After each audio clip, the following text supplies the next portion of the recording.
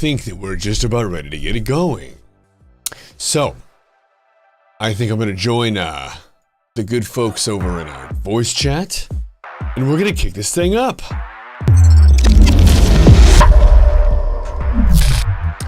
Hi. How are we doing? I don't know if anybody's watching or if anybody cares to, but we are going to be doing a Dark Heresy session today. So if you're not familiar, Dark Heresy is a role-playing tabletop for the Warhammer 40k. And it's a big world. It's a big science fiction world, and it's full of a lot of people who know a lot about it, a lot more than me. So we're gonna have a good time, and we're gonna go with this fun sci-fi world and our group's little take on it. So, if you have any nitpicks, at me. Otherwise, enjoy yourself, and let's jump into our group. Hello, a quench? I'll take that, thank you. You love the jacket, well thank you. Me too. Ah, quench. All right, so here we go. We're gonna jump right in. I have our group ready, and you're about to just kind of hot drop in. Hello. Hello. Greetings. Oh, hi. Hey, everybody's here. Hey. Well, I don't know if everyone has the, or anyone has the YouTube open, but we are live right now, and everything seems to be functioning. We seem to be okay. Well, okay. So today we are actually. Oh, the music is really loud. It's coming down then. How's that? YouTube may have a different mix than Twitch. How's that? That's better. Are we good? That's better. Okay. Now I'm gonna mute you because the latency is. No. Do your thing. Only imagine the feedback. There's no need to. So it actually might be a good idea to have the YouTube open because I was. Hello. Yeah, I have some documents that I drew up, and you'll notice, especially people who are familiar with my stream Monday through Saturday, you'll know that Sarah does a lot of my artwork. And the reason for that is my artwork is garbage. So we're going to see some of that today in real time. It's going to be very exciting for everyone. So first of all, yeah, we have our hive we're going to be doing. Or we're going to be kind of exploring our hive city today. So when we do that, it's going to be important for me to have everybody's names. I hope nobody's made any huge changes, but I want to give everyone an opportunity. Can I just go down through the list and get the names of everybody that's in here? Your character names. Your primary character names. We'll start with D-Beck. D-Beck, what's up? Gallus. Okay, and we'll go with Lindoa. Sorry. Fidus Flumen. Idis? Fidus. Like Fidus. Fidus. F-I-D-U-S, but like Fidus. Gotcha. As in, that's what they should try to do. Oh, fight us. And then Nigel. Baxter Berenstain. Should have known. Okay. And we'll go with Pilar. Uriel Zarine. So that's U-R-I-E-L and then T-Z-A-R-I-N-E, also known as Zuri. Zuri. Okay. Well, Yes. okay. I like that. That is nice. And Rolo. I am Petal Lomstead, P-E-T-A-L, Petal Lomstead. Beautiful. Sarah. Nyla Fox, and that's N-I-H-I-L-A. F is in Frank, A-W-K-S. Okay, so we are going to be jumping into this thing. We have a lot to do, and today has a kind of a different feel to it because we have, like I was saying before, not a story-driven situation like you might see with somebody who just really wants to tell a story at the cost of the people playing, but we're going to basically have checkpoints where we either reach it or we don't that day, but today we're going to reach it, and it'll be sooner than later, so we're not going to be here for 6 hours. It'll probably be within our 2-hour allotted time period. But I just wanted to give everyone a heads up. We have a kind of end point for the day. Should we reach that moment sooner, then we'll probably be done a little bit sooner. But if not, well, we'll make it work. And don't worry, you have all the freedom you can muster. This is an eventuality. So, you can do whatever you want. I don't want anybody to feel like, oh, but he really wants me to do this. Don't ever think that. Not in one of my stories. You do what you do, and we'll see if the rest plays out. And if it doesn't, we'll do whatever happens. So, I am going to open up the rule book in the background here, just to make sure that I have 360 degrees of the rules around me. And does anybody have any questions before we actually jump into it? Okay. Nope. Pretty good then, huh? The looming silence. Yeah, I mean, it's gonna be okay. So I'm just gonna give a very, very just brief reminder of where we are and what we're doing. Just to kind of, it's been 2 weeks, right? So our situation is this. We're going to be, oh, that's Lindoa's beautiful piece that he wrote for us. By the way, that was amazing. Thank you. The situation is this. You are on a hive world. You are Arbites, effectively super cops, on this home world of yours. It is a world that kind of floods seasonally. And during that season, a very rapid growing kelp is grown very quickly. And it basically is your bread and butter. Your entire colony does all manner of trading with this kelp. You use it for oil. Your hive world was built to gather combustible resources that were all completely consumed under the surface of your world. You sit on effectively a rocky plateau surrounded by ice most of the year. The thaw happens, the kelp grows, it's harvested. The oily kelp is used to burn and heat water, which is used for not only heating, but effectively steam powers most of your hive. You make clothes from the kelp, you eat the kelp. The majority of your life is based around this kelp. And your precinct, you sit atop effectively a castle. You were lucky enough in your role initially to be at the tippy-tip top of this huge hive. Now, as far as hive cities go, this is a pretty small one. We only have 2 billion people in this one.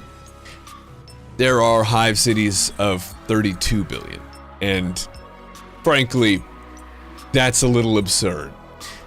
This is going to be a kind of small scenario. You're almost yokels, really, with just 2 billion people in a single city. That said, the first thaw is about 8 days away, just over a week, and your captain is about to kind of dress you guys down as the newest recruits to this Arbites office. You kind of need to be given assignments because everybody else is more or less aware of what needs to be done. You're kind of new blood.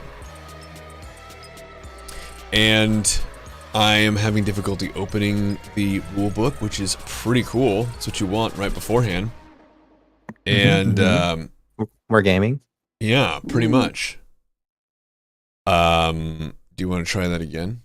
Maybe it's just taking the entire heat death of the universe time to load. That could be. Okay. Well, let's do this. I wanted to do this as well. I wanted to kind of pull up some art. Now, we're going to be doing some just a super duper basic thing. But I'm going to just straight up. This is just taking forever, apparently.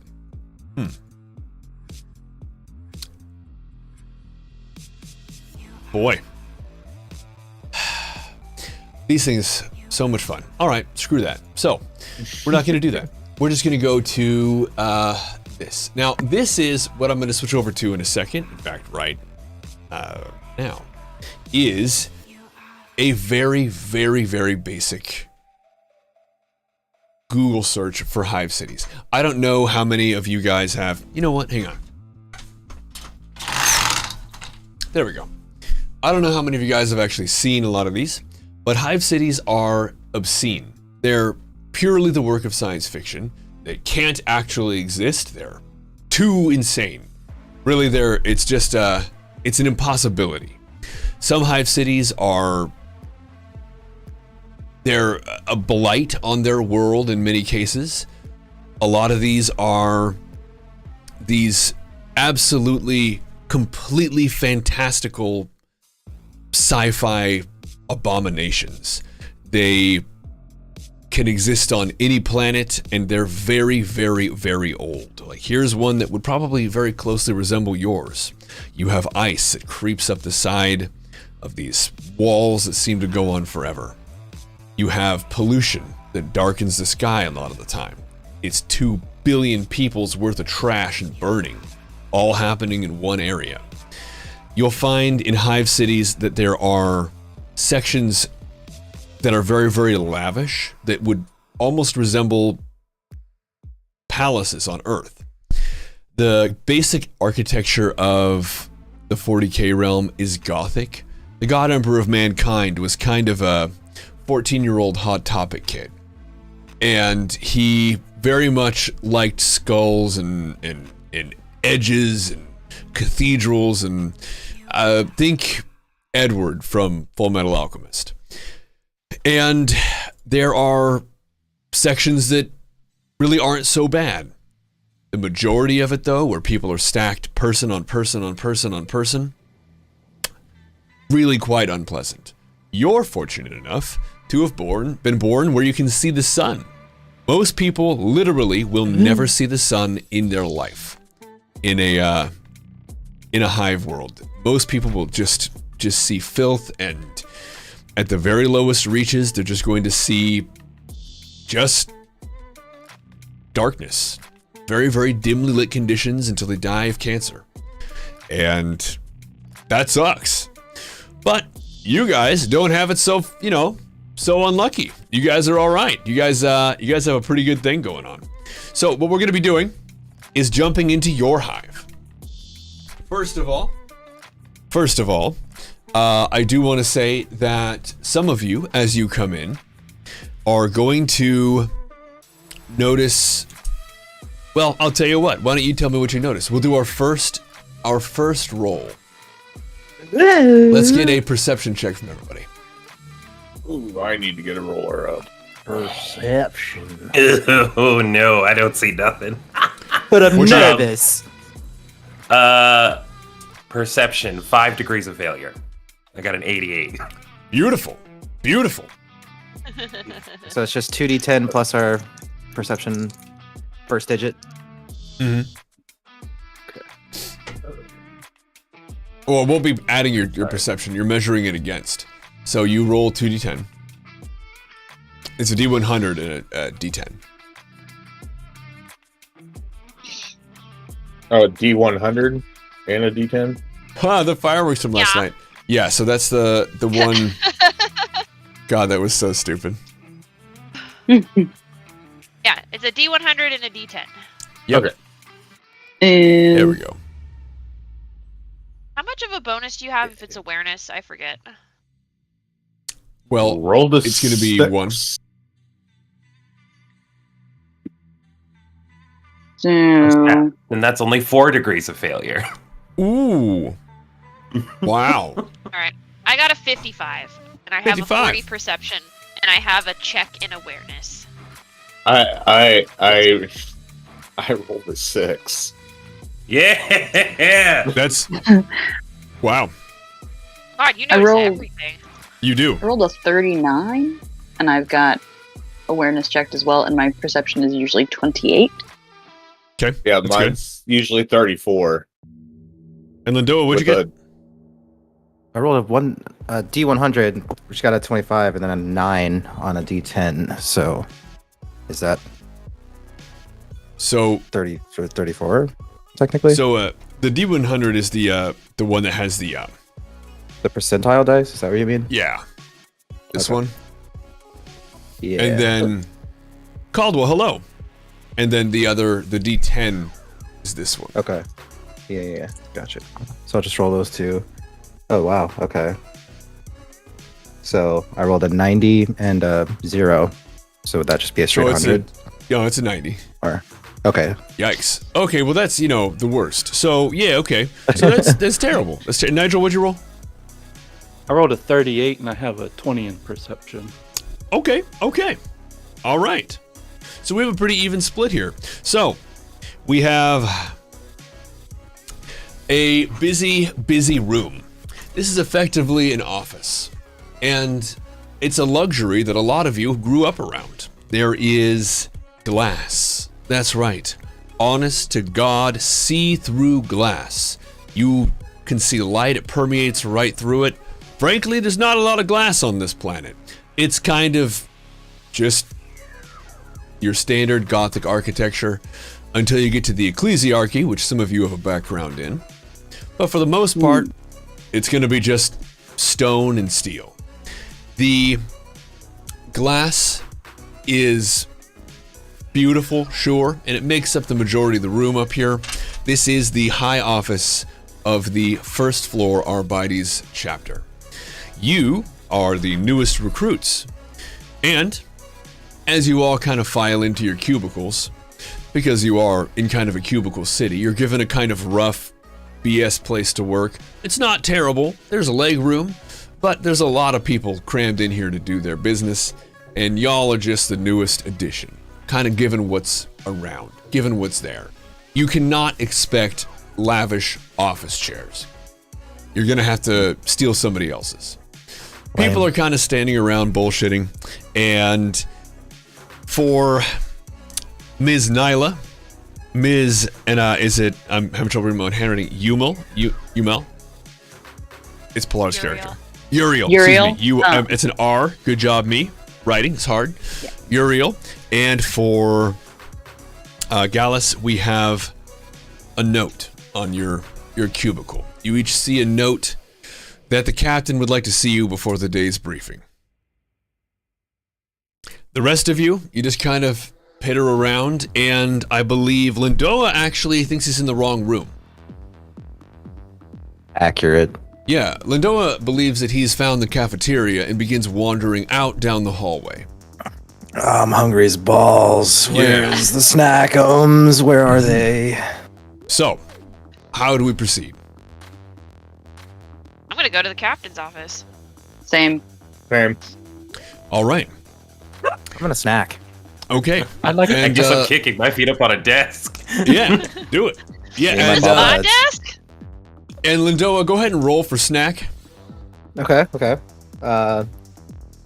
Same percentile and Yeah. D10. Hmm? Okay. 67. 67. So am I adding any modifiers to anything, like my snack stat? No, or anything? this is just snack. You Yeah. bit your tongue. So we're gonna go to the captain's office here. So for the 3 who were called in, the captain is just kind of sitting there. You only know it's the captain's office because of basically it being the room kind of center focused at the other end of the room. You just kind of make the assumption. It's the right assumption.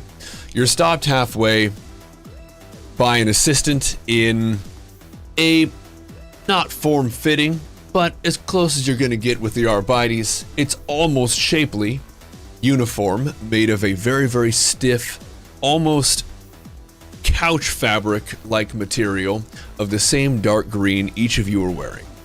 It is the Arbites uniform of this precinct. And catsuit or bust. The woman who stops you is wearing glasses, and she begins to tell you that you need to hold up and just kind of wait your turn. And to the captain, no need, Marith, please. I need them in here. Are you the newest? Gesturing at the three of you. Yeah. Yes, sir. Yes, sir. Okay. Welcome. I'm Captain Malik. I like to normally get you acquainted with your sergeant. Welcome to the first chapter. We have desk assignments for you. I hope you found everything that you need out there. Your sergeant, however, is otherwise occupied. You'll be taking direction directly from me, and regrettably, that means I'm sending you away. I know this is very, very sudden, but we have too much going on so close to the festival. It was requested by me, in a rather unorthodox way, that any help that I can provide, I send to, well, one of our sister chapters. I believe my assistant has sent you memos on where exactly you'll be going. My apologies in advance for the smell. You'll be going to floor 4. Again, this is not how I normally like to meet my newest officers, but they have requested help and you're the bottom of the food chain. Nobody wants to do this. Consider this your trial by fire. Again, apologies for the smell. Nice to meet you, Captain Merrick. If you need anything, ask me, and if the other captain gives you any trouble, let me know right away. You're from floor 1. You may be new, but you're better than, and they know that. If you head back to your desk, you should have your assignments ready for you. Again, my apologies for this abrupt introduction. Did you have... Never mind. Please. And he dismisses you with a hand, asking you to please leave. What's the move? Time to go to my desk and get that memo and be a little sad that I have to go to floor 4. Fours. You Is say there, fourth? These crackers are delicious. Roll for Alright, Lauren, snack, go Lindo. Oh no, I was Okay, just gonna rolling. say. I was just gonna say that she really considers arguing about where she's being sent, but Mhm. realizes that there's probably nothing she can do about it, so thinks better and just goes back to her desk. Final answer? Yes. Alright. I got a 00 and an 8. So is You that just rolled an an 8? You rolled an 8. I guess that's an 8. Okay, I see. I see how it works now. I got you. You accidentally Alright. chip a tooth. Bro, not my good tooth. Oh, that's twice this week. This actually leads you to leave your precinct, and you stumble out into the busy, busy avenue outside of your precinct. You actually are almost run over by a very, very, very fancy carriage that's actually Easy being dodge. driven by an equestrian being, something very, very old from Terra itself. These assholes got money. They imported Terran animals and had them bred here, and they're having them drive them around.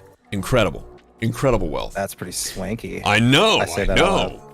And one of the wealthy assholes from inside the carriage, actually, in a rush, flings open his carriage door, almost hitting you, chipping your other tooth, blusters out, and drops a satchel in a velvet purse, spilling gold thrones.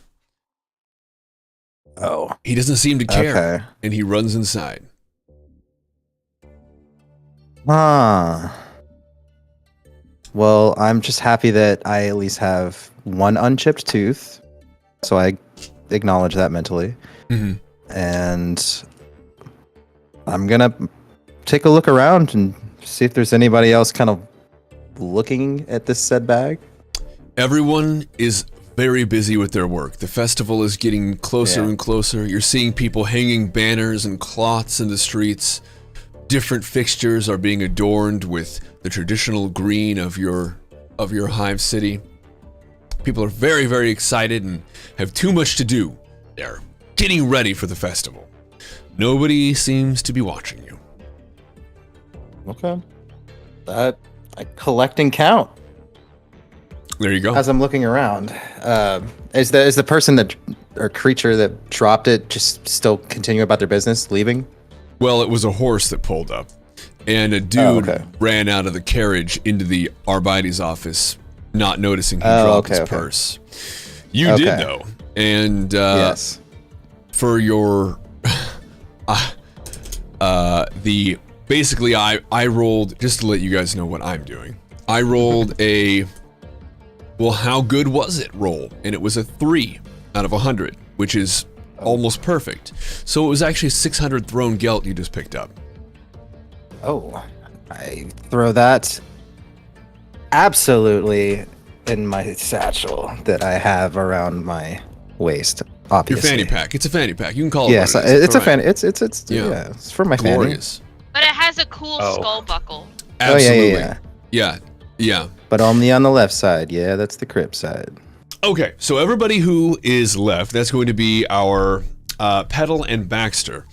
They're in the office where they're supposed to be, and it's actually, well, things are kind of getting a little calmer. Before we get to Petal and Baxter, though, I do want to address our 3 who were given special assignment for floor 4. Y'all, you can return to your booths. I'd like to roll perception on the 3 of you one more time.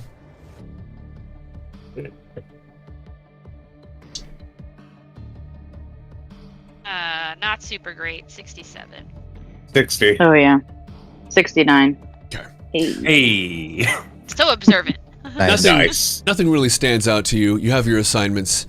It says, with apologies, Captain Merrick has ordered the 3 of you effectively. It's the newest recruits, but it's just the 3 of you who know. The newest recruits to the major lifts to report to floor 1, where Captain Tillimer is ready for you. She requested Floor your... 4? What's that?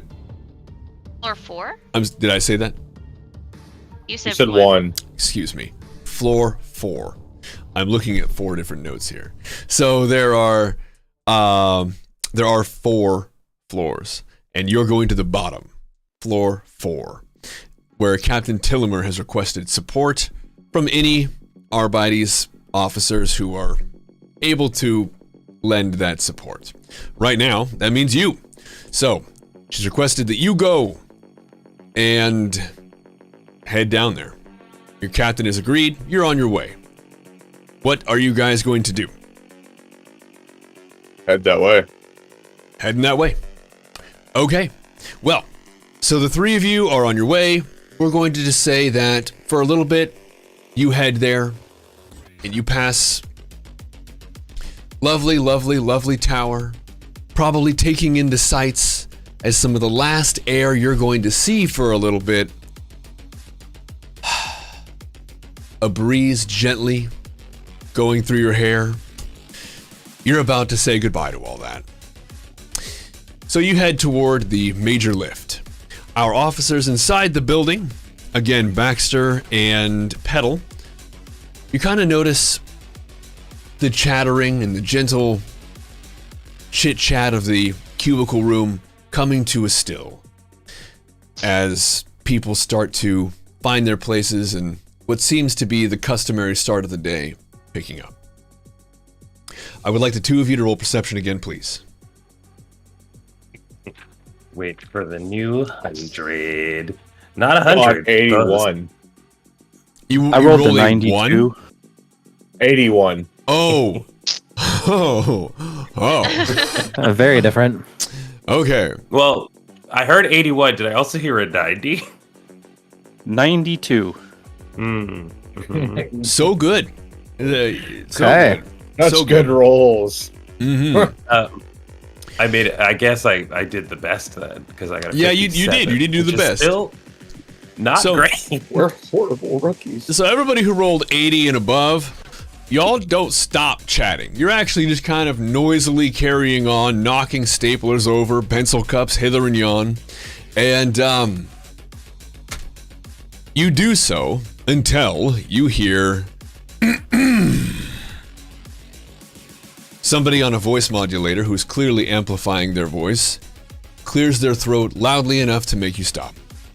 Everybody in the room is watching you. You've made a terrible first impression. Please take your seats. And as you do, assuming you do, you're welcome to do as you wish. But Captain Merrick comes out. Go ahead. I want to take one of the fancy chairs. Ooh, there's already a butt in it. But I'll tell you what, if you roll perception as soon as people start getting up, we'll make that the first priority. So, the first order of business here appears to be Captain Merrick coming out. Captain Merrick clears his throat very, very loudly. He asks you to take your seats, says, hello. I haven't met some of you. Most of you I have. I'm not going to meet all of you. I don't really care to. The fact is, my family has had this department for centuries. For centuries. We are about to get into the busiest time of our trading, our collection, our harvesting, and I don't have any time for you guys screwing around. If you're new, find your sergeant, talk to me, I don't care. You need to figure out how you can best serve our group here.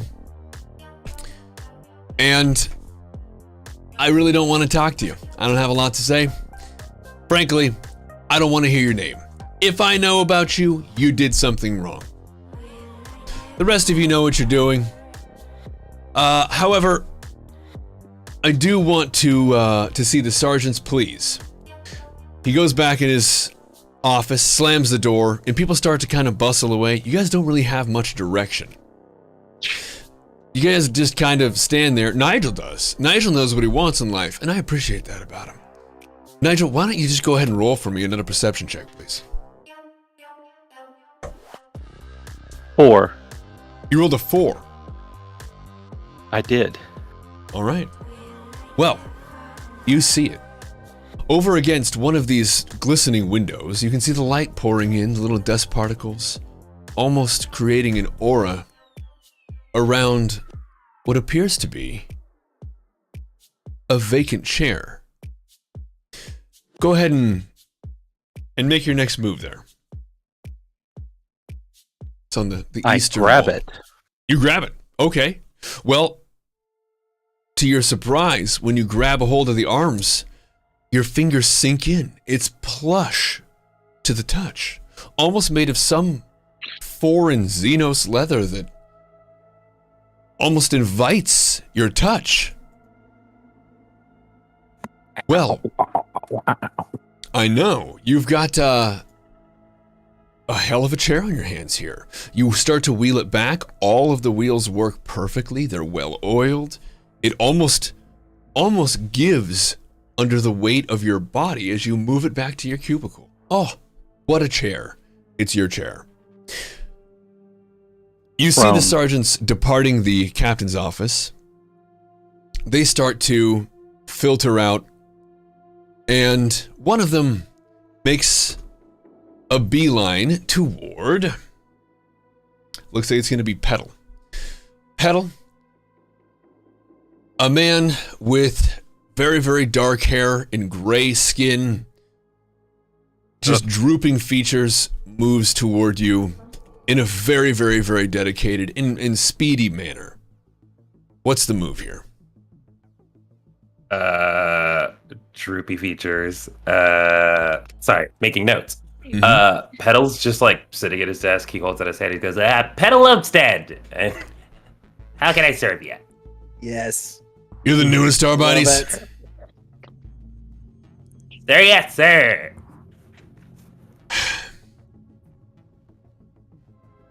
What's your family name?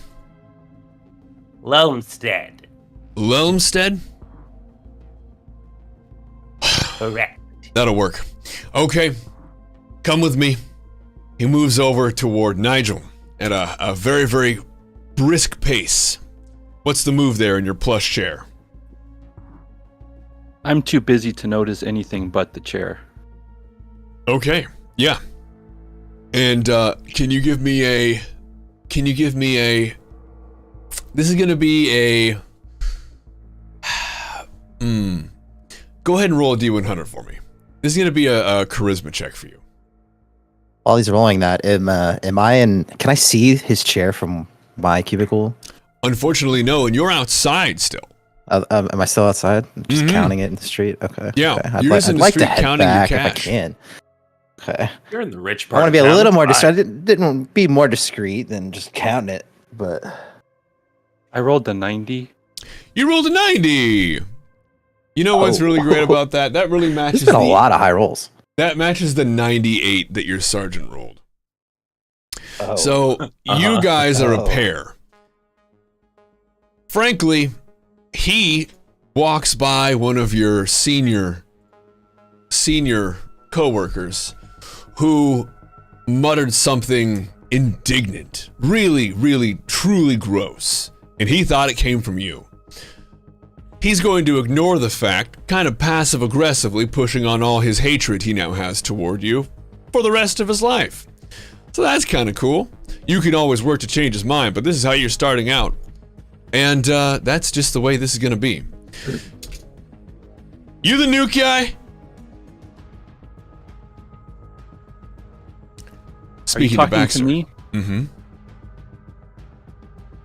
No, that's what Baxter says. Are you talking to me? Oh, I'm talking to you. I don't even care what your family name is. You get this assignment. Oh, this is gonna be good. Pedal, come on. We're heading out. Yes, sir. He starts storming out. He doesn't even gesture for you to follow him, but it's implied. Do you follow? Oh, absolutely. Clarification question for Mhm. our lovely Hive City. How many levels are there for us? 4. There are 4 Okay. tiers, and you are in the richest, most fanciest part of it all. Okay, cool. So Petal, and I don't know if we ever actually described what our characters look like, but Petal is fully like 5'4" and probably close to like 180, 200 pounds. It's towing the line between what is muscle and what is fat. Weirdly jacked, but scrunchy.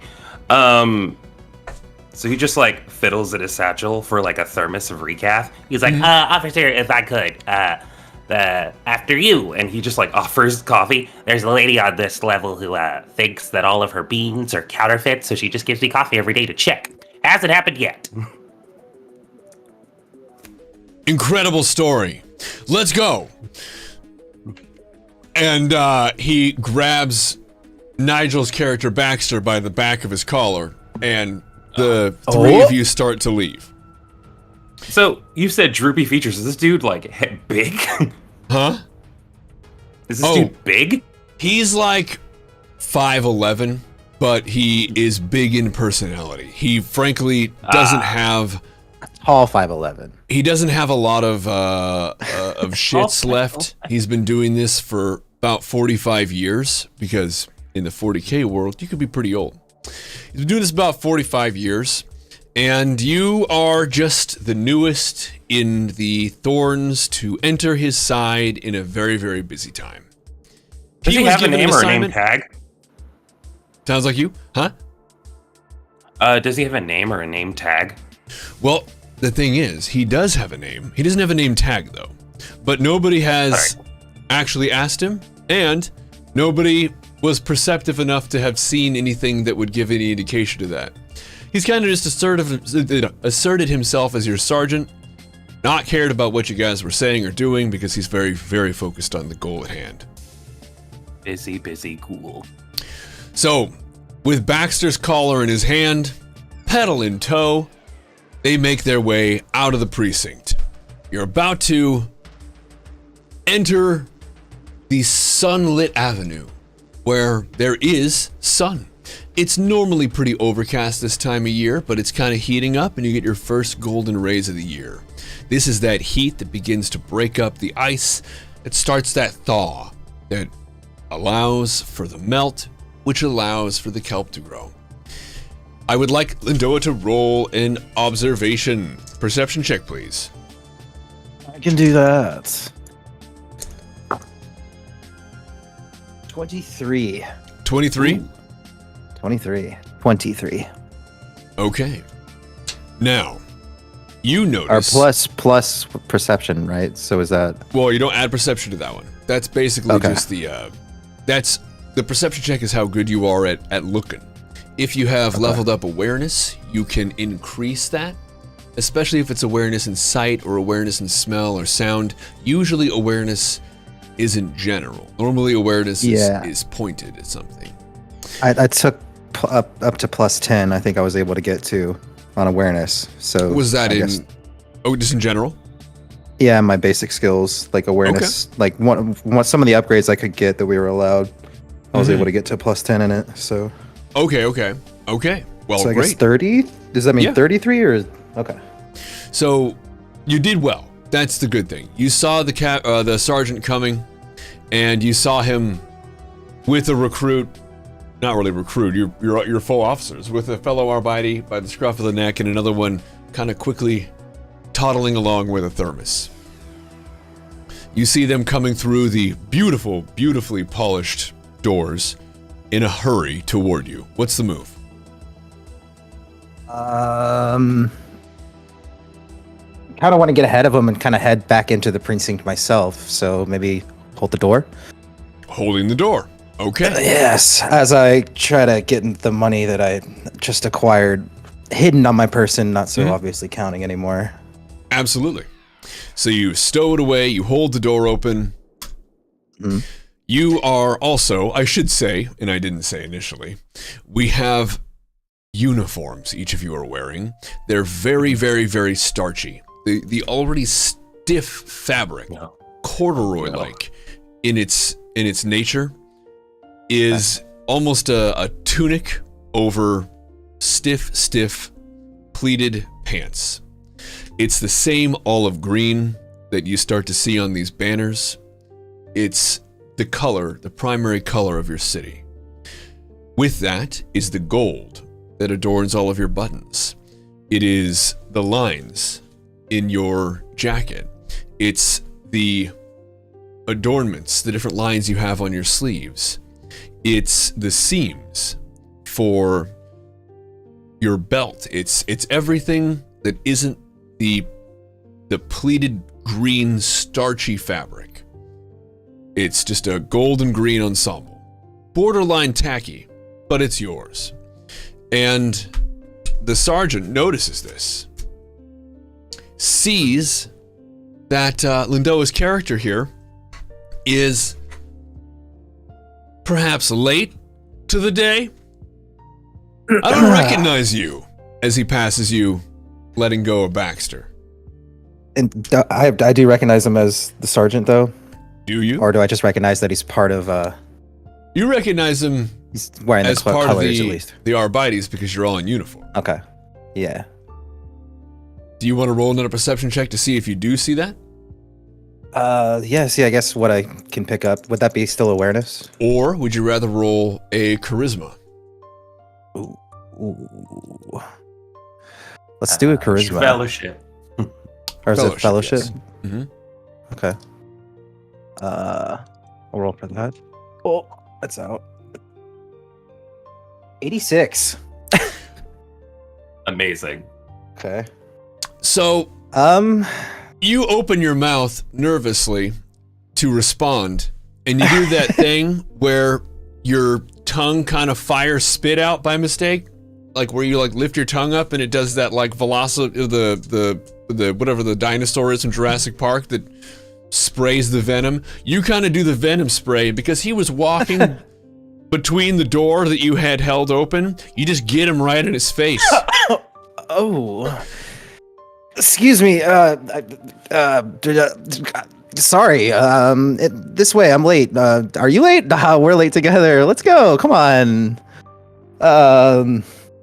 Yeah. Sorry. Let me just get that for you. I just kind of try to start wiping his face if he kind of lets me. Are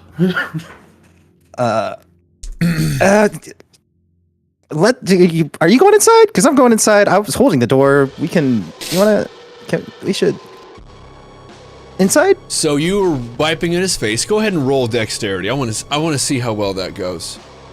Okay. So agility, like flat agility. Mm-hmm. Oh yeah. 72.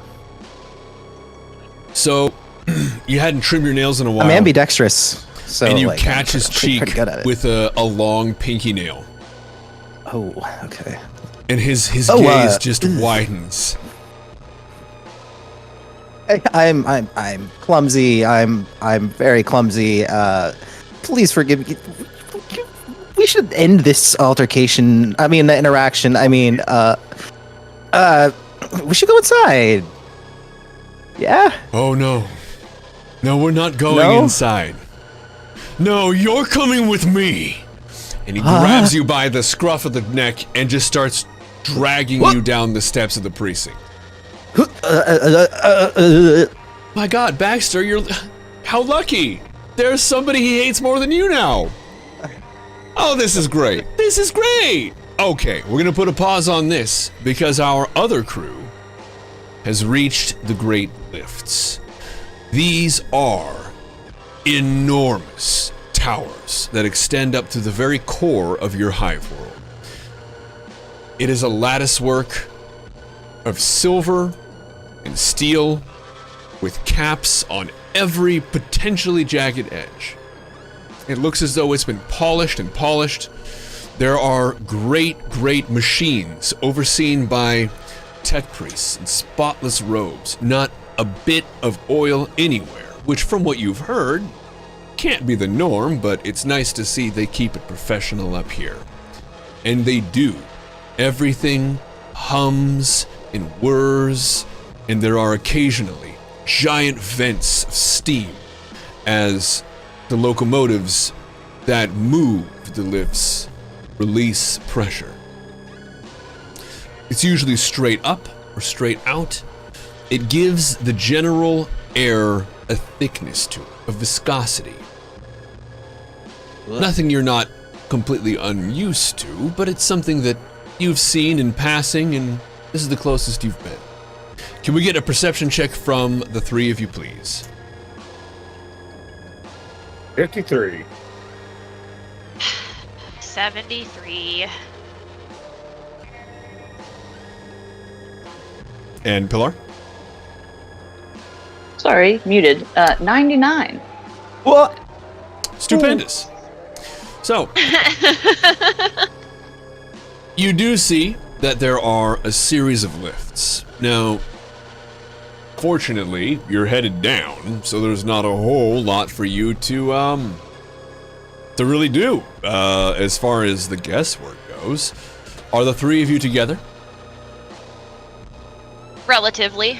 Mm-hmm. Yeah. Okay. I mean, everybody but Pilar knows that you're all in uniform, and it's something that you could pretty easily spot from a mile away. There are Arbites uniforms. Although Pilar does actually see a fellow Arbites officer down the way a bit.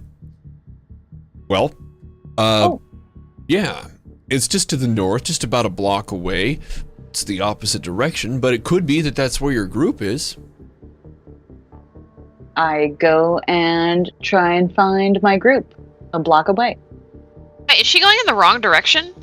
Well, you rolled a 70-something, is that right? Yeah. You're not sure. You're actually starting to question if you were going the right direction. Who was our third roll? Man, Me. What'd you roll? for a bunch of I idiots. had 53. You're very confident that they're both going the wrong direction. Or at least that Pilar is. What's your move? We're idiots. I'm waffling. Yeah.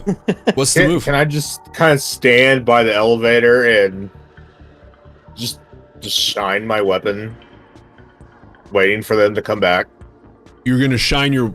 Oh, polish your weapon. Okay. Yeah. You're just gonna polish your weapon, not a euphemism, waiting for them to return to the lift. Yeah. Well, Nyla stops because now she's not sure. And she's like, wait. Where are we going? Okay. Do I Oh. hear her say that? Oh, You do. Okay. Well, I mean, aren't we supposed to be? Well, I see. There's a person over there. Are you part of the Arbitings? Yeah, we both are. Duh. Well, Like, come on. isn't that the place we're going over there? And I point in the direction of the person that I saw. I look in that direction, and now I'm not sure. And so I'm like, wow, like, I thought we were, like, going to the lifts? Because we gotta go to, like, floor 4, or, like, whatever, right? The person you pointed at, their robes kind of bristle at the bottom and then expand into an enormous array of Doc Ock-like robotic tentacles that begin to work on several different fixations, adjusting valves, tinkering with this, moving knobs, and just generally spreading out the back of what is very clearly a robe of a high priest of the Mechanicum. Oh shit. Ooh. Okay, That's that's like not not the right guy. That does not No, match no, our no, no. uniforms. Let's Wait, go. where's somewhere. that other guy? Weren't we with like a guy? I honestly, I don't know. I didn't even think I was going to be here, but here I am, and now I'm being sent somewhere else, even further away from where I'm supposed to be, and it's just all really overwhelming and very confusing. You know, I So totally get it. My family's been like everywhere, and sometimes you just really aren't sure where you are anymore. yeah, we only go where we're told, so A I don't know huge about everywhere. pressurized vent of air lets loose about 10 meters above your head, kind of startling you both. Whoa! Fuck. One of the major lifts, about 20 meters behind you, locks into place as it arrives on the first floor. Well, that looks like a lift, so I guess we go there. Yeah, let's, like, because we can only go down, right? I mean, like, we can't go any higher. I mean, unless That's you're, so like, true. those guys that live at the very top. Like, my family knows all of those guys. But anyway, let's just, like, go over there, I guess. Yes. All right, you do. You kind of shuffle into one of the open areas. D-Beck, are you going to join them? Yeah. I go to join them. See them All right. making their way to the lift. You know. Mm-hmm. And you've done that. Excellent. You begin your descent downward. Now, we're cutting through some time here because, for the most part, they don't go up and down on their own. It's not an automated process. They fill them up and they send them down. You are packed in with several Order of the Mechanicum. You have various workers. Nobody grungy enough to have actually lifted anything themselves, don't worry. There's no scent of odor, but you do begin your descent. You see shafts of light as the silver grating that you left behind begins to slip away. You see different gears illuminated by red lighting, the interworks of this huge hive, that between the floors you see piping. Nothing grotesque, nothing out of the ordinary, nothing dangerous. And some of the crates next to you shift in place as they settle due to the change in gravity. You begin your descent. Another perception check, please. Okay, and just so you guys know, Nyla has not shut up now that she started. I Hmm? fully believe that. And she rolled a 97. 84. 97. And what was She's too busy talking. It's a 7. a A 7. wait. Yeah. Okay. 7. With 97 and a 7? 87. 87. Oh my goodness. Yeah. God. So, this is officially the lowest any of you have ever been. You feel the grinding of metal on metal as the great lift you're on slows to a clicking, clacking halt. Some of the security grates begin to glide open in their tracks. Some light pours in, still from the sun. Most of it now, it's kind of a mix. You do have some electric lighting, but the majority of it is from these large torches adorning either side of where your door is. It's supposed to be a major way of lighting a large area without using too many separate fixtures. And it does a pretty good job. Things are pretty well lit. It's the familiar scent of the oil that is harvested from these kelps and used in most burning that's done in the city. And, well, you begin to wonder, is this where you're supposed to get off? None of you have ever been down this far, and 2 of you are pretty sure you are.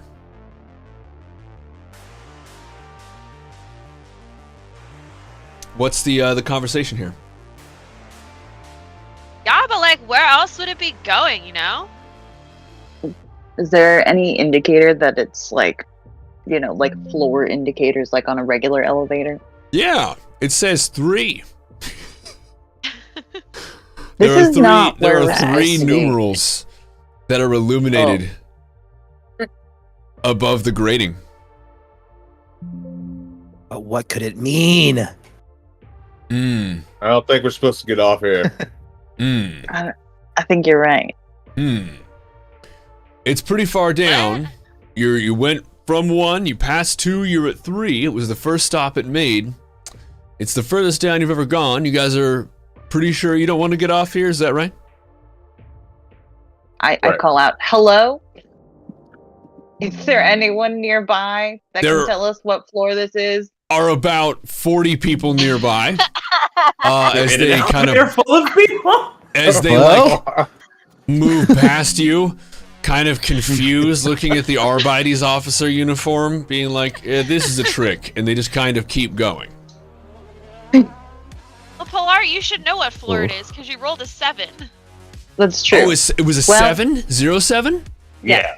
Yes, Oh, 07. you can. Yeah, she No, rolled you really can see well. through time and space. No. Neither can I roll ass.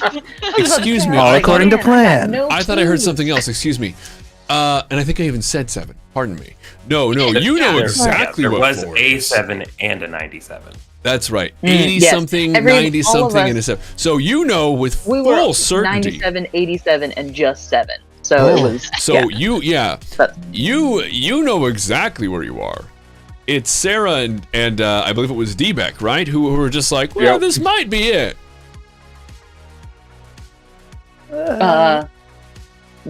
Can I tell them that we're Yeah. supposed to be there or not? Yeah, definitely. And we are. Is this where we're supposed to be?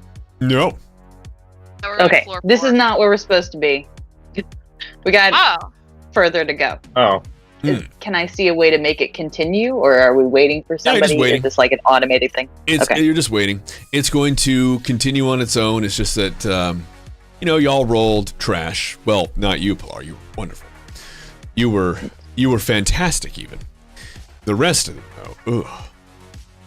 So after about 5 minutes, you feel some adjusting happening underneath you as the gears that you felt come to a stop a moment ago resume their descent. This time, the rays of light seem to leave for good. There is no more sunlight. In fact, not long after complete darkness takes over the lift, you begin to see the flicker of red low light lights click on. They're surrounded by gratings. They're up in the corners of the lift, and it shines down, just barely illuminating enough that you can see one person to the next. This is going to be a very difficult vision check for anything that requires any acuity. After a while, you begin your descent. Slowing, the same clicking, grinding, and then a shudder as what seems to be poorly maintained stopping mechanisms grip the sides of the lift, bringing it to a dead stop in an instant. Everybody roll a dexterity check. It's going to be your athletics. Ooh, I met it. 36. 65. 35, and my agility is usually 33. So I don't know if I add anything to that. Yeah. So it's okay. We were just looking for something terrible enough that you would fall over embarrassing yourself. That's it. So you guys did. You guys are great. And here, we now have a very, very fun world that opens up in front of you. The grates kind of, the ones for the inner mechanism of the door glide open as they should, but on a much larger delay, the outer grates grind, poorly oiled. It is, it's no good. It's no good. Things are not super good already. You have kind of a pit in your gut already. I need each of you to roll perception. God. I believe in I'm gonna y'all. switch 40. dice. 61. 94. Oh my God. The door, the final grate opens, again uneven. A waft of trash and sewage like you've never smelled permeates your being. It actually makes Pilar's character nauseous, and for a little bit, you will have trouble with any further checks you take if you want to avoid vomiting. Fair enough. This is the way that it is. It's very poorly lit. You can see towers that ascend 20 meters high. You can't see a ceiling per se, but you know that you're at the bottom floor of this hive. This is the lowest level. There is, for the most part, standing water everywhere. You have fine clothes on, made of thick fabric. You're not cold, but the air, it almost feels like you can touch it. It's thick. It's centuries of burned oil just kind of on a surface. It's sweat. It's everything. And it's everywhere. There's about a quarter inch of standing water just about everywhere. You walk out, and there are, surrounding the major lifts at least, kind of light posts with burning lamps of oil where you can see around them enough. Now, each of you, I would like to add, do have a light. It's like an LED, basically.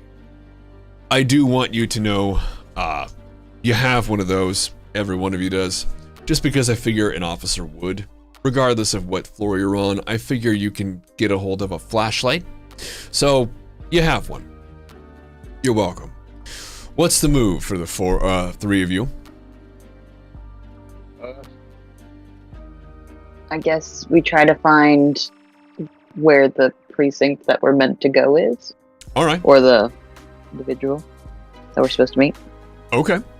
Now, you have a basic direction. You know that you're supposed to go to an Arbites chapter. You know that there's a captain who beckoned you. But to be honest, you've never been down this far. It's something that you're kind of needing to figure out. But on the way, we're going to take a pause because we need to check in with our folks up on the surface. So, please, attention again to your sergeant's two very, very favorite newest recruits, and Petal. You are being drug out to a public transport. There is a rail system with beautiful, beautiful lattice work. It is, it's almost just rosettes on rosettes on rosettes of the most finely crafted silver, almost looking like flowers. As it arrives, just ahead of it, the actual scent of, might be potpourri, some kind of a perfume. It seems the tram itself has actually been adorned in some kind of oil. Two high members of the Mechanicum step out in their white robes, passing you in a hurry. The captain, still dragging Lindoa's character, not even by the back like he was so courteously with Baxter, by the front, onto the tram, says, "Get on!" Okay. Oh, part of me wants to do something so bad. I don't know if I should do it though. Should I just do Follow it? your bliss. It's up to you. I'm not gonna stop. You do you, man. You do you. This is your journey. What exactly is he's wearing his uniform, but The sergeant? is it baggy, or does he have any places where I could potentially put that purse that I picked up that somebody dropped on his person without him noticing? He has pockets. It's a lot of 600's a lot though. I don't think I could do it. Well, and We'll it's move not on, going to we'll be move on. 600 Free money. individual geld. It's going to be like, I don't know. We could assume a total of 20 coins. Okay. Nah. I'll just I go with where he's shoving me. Okay, so he just kind of drags you on. Petal, Baxter, do you follow? I do. All right. Can we get a perception I'm check from gonna- the three of you? Go good rolls. You know, we'll take it. That's so fucking stupid. I got a 5. You got a 5. 64. 8. Oh. 8? Really? Ooh, okay. Well, 64 Okay. plus 10 if it's awareness, so 74 then.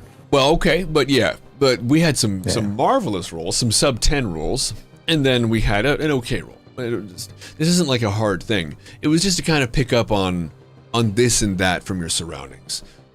The public transit begins to move. You see yourself go past gorgeous parks. This is your home. Maybe you didn't grow up here, but you grew up in the general area. You can feel the breeze that's been heated by the temperature control systems that reside in some of the city blocks. They've kept things a very, very nice temperature, and a sweet breeze moves through. For Baxter and for Petal, the two of you, kind of keen to the fact that the three of you must be new recruits, kind of notice that the sergeant's hair is disheveled.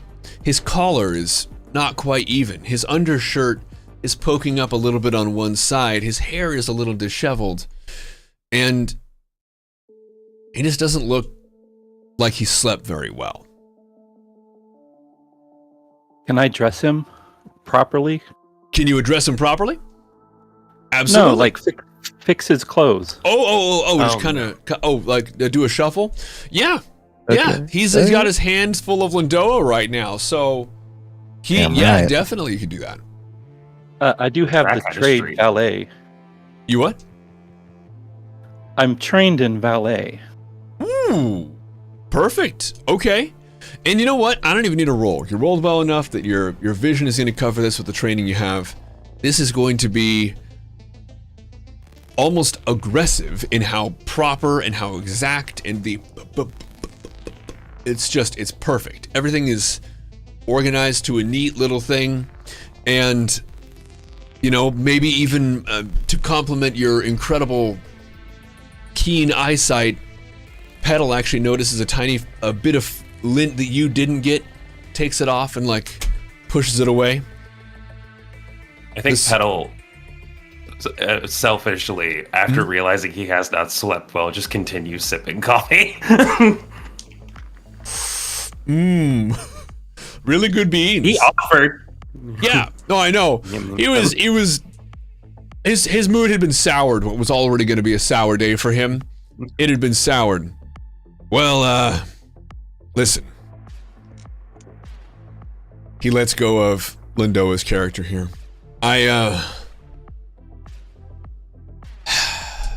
Thank you. Perhaps I got off on the wrong foot. We've been given shit duty. Truly the worst assignment we can have. And I, frankly, have other work to be doing. But you're the least important people in the precinct. So, you're gonna be helping me out. Oh, okay.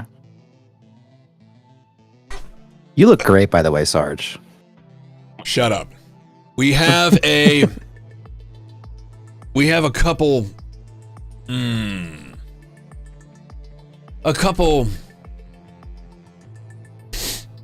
interested parties who the captain doesn't have the time to meet with. They expect the captain, and so a sergeant and 3 seasoned officers who've seen everything are gonna show up, pay respects, we'll collect our annual dues, and then we'll leave. It's a ball. So we're lying. Yeah. And he had tacks on at the very end. We're going to a ball.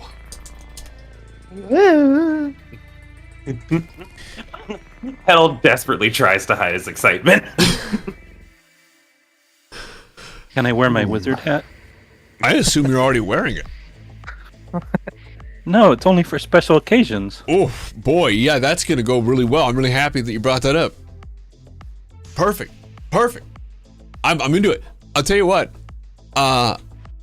Can you do a fellowship check for me when you put it on? What is that? It's going to be your basically your charisma. So you would roll a D100, the 2 dice. I rolled a 28 and I have a 40. The captain actually gives you one of these. It's kind of a silent appreciation of how sharp it looks for some reason. So, you know, Nice hat, man. Everyone's taste aside, we have oh, and by the way, if you're seeing the YouTube, we do have floor 4 here pulled up. This does not apply to y'all. That's going to be very different.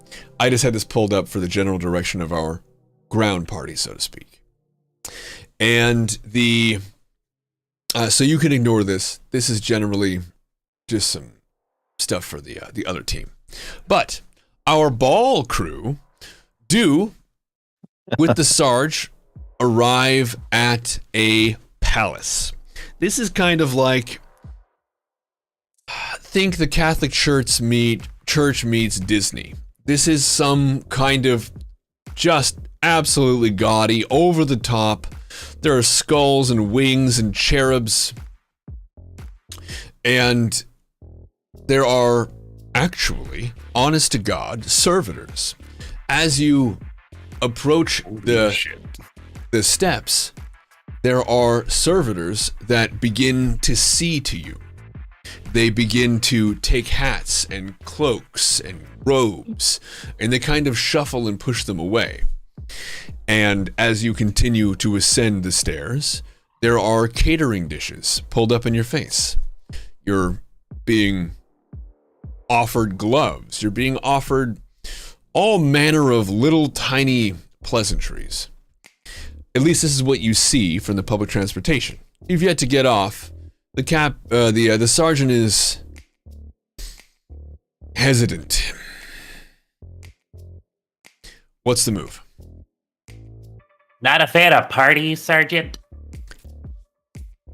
If I could, I would never talk to one of these rich... No, I'm not a fan of the parties. I'm gonna see what I could potentially pocket extra as far as the stuff they're getting out, so I could potentially pawn it later. Okay. So go ahead and roll for perception. I was gonna ask a Yeah. question while you're doing Yeah. your perception roll. I have evaluate and prospector trade. Can I just see if it's any good? Yeah. Definitely. So let's make that a flat perception check, and then you can basically see what you see and know the worth of it. 60. You got a 60? I did. And Roland, go ahead and give me a roll. Okay, that's a 9. Oh. Yeah. So what happens is, keenly, you notice that one of the servitors is accidentally handing out goods it's been collecting from people. Oh no. Perfect. And so, as you, the four of you, presumably, is there anything that you wanted to jump in with, Nigel? No. Okay. You're wearing your gorgeous hat, and frankly, it's catching the eye Obviously. of quite a few people. In fact, there's one woman who's almost worked up the courage to address you about it. But she kind of tucks into her group of friends and just kind of coyly just watches from a distance. She's wearing full evening wear. It's like 10 in the morning. But the servitor that was mentioned here for Petal pushes out a fur coat and is really, really, really pushy about it. Almost like the insistence one would have in taking the coat. But it's pushing it on him. And it appears to be some kind of Xenos hide. And you're not 100% sure. You're pretty sure that this creature isn't in any of the xenobiology books you've ever seen. It probably doesn't exist anymore. Your ancestors saw to that. Immediately in the pockets. Petal's got a touch of a gut. It just got bigger. He's just like, Yeah. Just you can even wear it over your uniform if you felt like it. I'm not sure this is a lush thing. This is worth a lot. So the hesitation is because I know that it isn't immediately common. If I wear it, I don't want someone else to see this uncommon thing. I understand. And I don't know where you'd fit it in a pocket. Your fanny pack probably isn't big enough for that. You could do it over the arm, or you could try and tie it around your waist. I was just planning on shoving it in my shirt. Oh, I guess you could do that. Yeah. I guess you could do that. Yeah, just really just. Okay, sure. It's a bib. Yeah. Like a mall Santa. Oh, perfect. Yeah. No, I'm into it. You are successful. And Baxter is really offended by this. Okay. Really, really offended by the taking of the jacket and the shoving it in the. Okay. The improper use of a beautiful jacket. Well, okay. Is this just a mental Petal note, just or do you want to make a comment?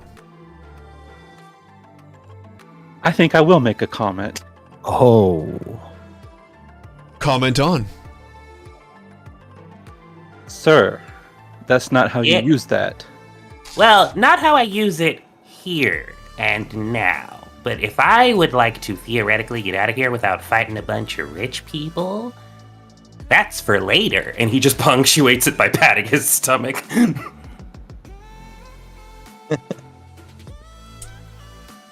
No. Put it on. Oh. Petal, again, like 5'4", just like gestures for you to lean closer. So I imagine you do. I'm gonna try to take it out of his shirt and put it on him. Okay. So there's going to be a tussle. He's trying to grab the jacket out and then put it on you. Okay.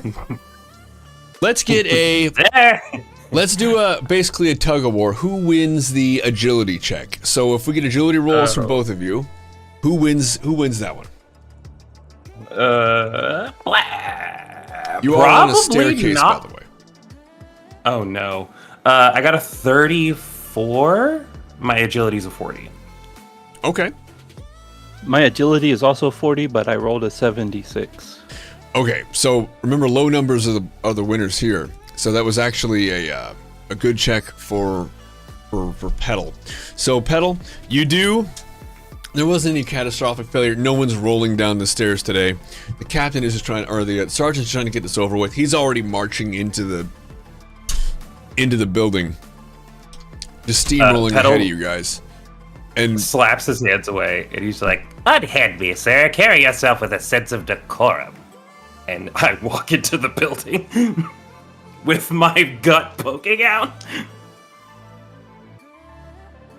okay, his giant overstuffed fur jacket gut poking out of his stiff corduroy pleated I'm just jacket. a fat man, Lou. Yeah, I'm no, just it's a fat good, man. good. And you're on your way inside. Love it. Everybody else moving? Yeah. I also want to walk Oh up wait, to. what? Is, Baxter kind of huffily walks in. I kind of want to catch up to Baxter and be like, "Hey, hat guy, how much for the hat, man? Because that's schwanky." A wizard does not turn over his hat for any price. A wizard? You're telling me that's a magic hat on top of its amazingness? Obviously. Come on, Yeah, there's got to why- be a number. There's got to be a number. How much? 11 billion. 11 billion. Can I get it on loan? No. I'm gonna get that hat. Important question. Is the hat magic because you made it magic, or did you come upon it already magic? Baxter deigns not to speak to you. Boys, Petal follows the sergeant. here. The Already on the sergeant way. bellows from the inside of the ballroom. I got my eye on you, hat guy. Up the stairs, in the room.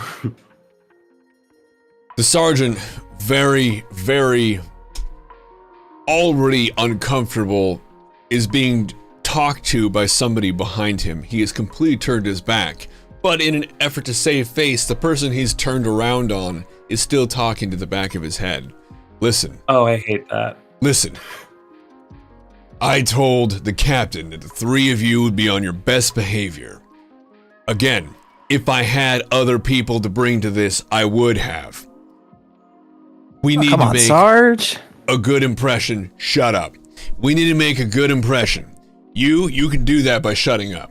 We're gonna have 4 or 5 meetings. I'm going to address each of you as war heroes, and although young for your age, already well on your way to sergeant yourself. This couldn't be furthest from the truth, but if we had those kind of people free, they would be here. You're gonna have to do. I don't need you to say anything.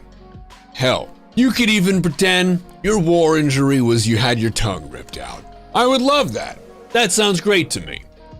You're gonna stay close. You're not gonna say anything. Don't touch anything. Don't talk to anybody. If somebody talks to you, just bow or whatever. God, the throne, Gina. He just starts huffing off away from the person who's still talking. Got you, Sarge. Oh, okay. And he's gone. And let's get a perception check on this room. I 87. 27. Okay. 86. Wow. Y'all are great. So, this room is enormous. It's almost as if the whole thing is hollow. It's just this huge, huge cathedral. There's no This is a big benches. There are catering tables that kind of dot the outside. There are a couple statues that are a little, they're not extra for 40K, but ugh. You have some of the Primarchs whose names you can't really remember in about 10-meter statues. They're huge. made of stone adorned in gold. It almost looks like they had to find rock and stone rough enough to make the features of these Primarchs in their glorious power armor with, again, gold accents. But they almost had to import something that wasn't smooth and polished just to give the edginess of these statues. And there are several of them that stand at attention on the inside of this room. There is a large fountain in the center of this room as well. You do see that there are different wait staff that are moving around, but nothing really jumps out at any of you about them. The sergeant is beelining toward a man in a sash.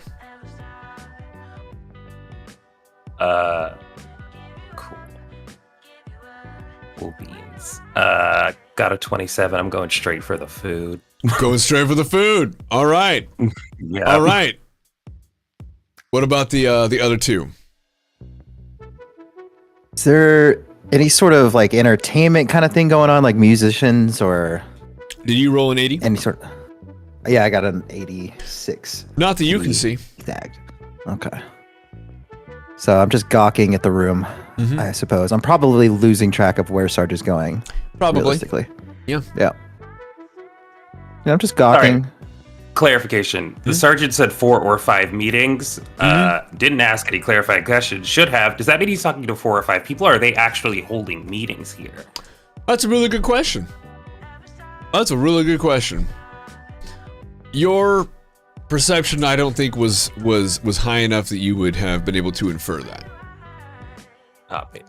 I think that you're currently left with the question, and the food table is probably not going to have the answer for you, but it should have some food for you. Baxter, did you have anything? I'm just gonna silently kind of stalk Petal in case I get an opportunity to get that coat on him. Beautiful. Force this man into some clothes. Beautiful move. Beautiful move. I do want to do my best to keep an eye on Baxter, though, because I want to find the opportunity where I can get that hat. We have Oh no. found the missing Three Stooges plot. Okay. We're going to take a moment to pay some attention to our underdwellers who don't have catering tables. In fact, where we left them was in literal sewage. So, down here in the depths, burning torches lining what seem to be streets, a lurching in your stomach just from the odor, the heat, the somehow cold, the standing water, which you can't see well enough, thank the throne, to see if there's anything actually floating in it. But you can feel a general wetness beneath you. Is it hot down here? And somehow cold. Ugh. Like a This sauna full of dead people down here. Jeez. This is really not going to help my vocal cords. Not at all. That is a horrendous smell.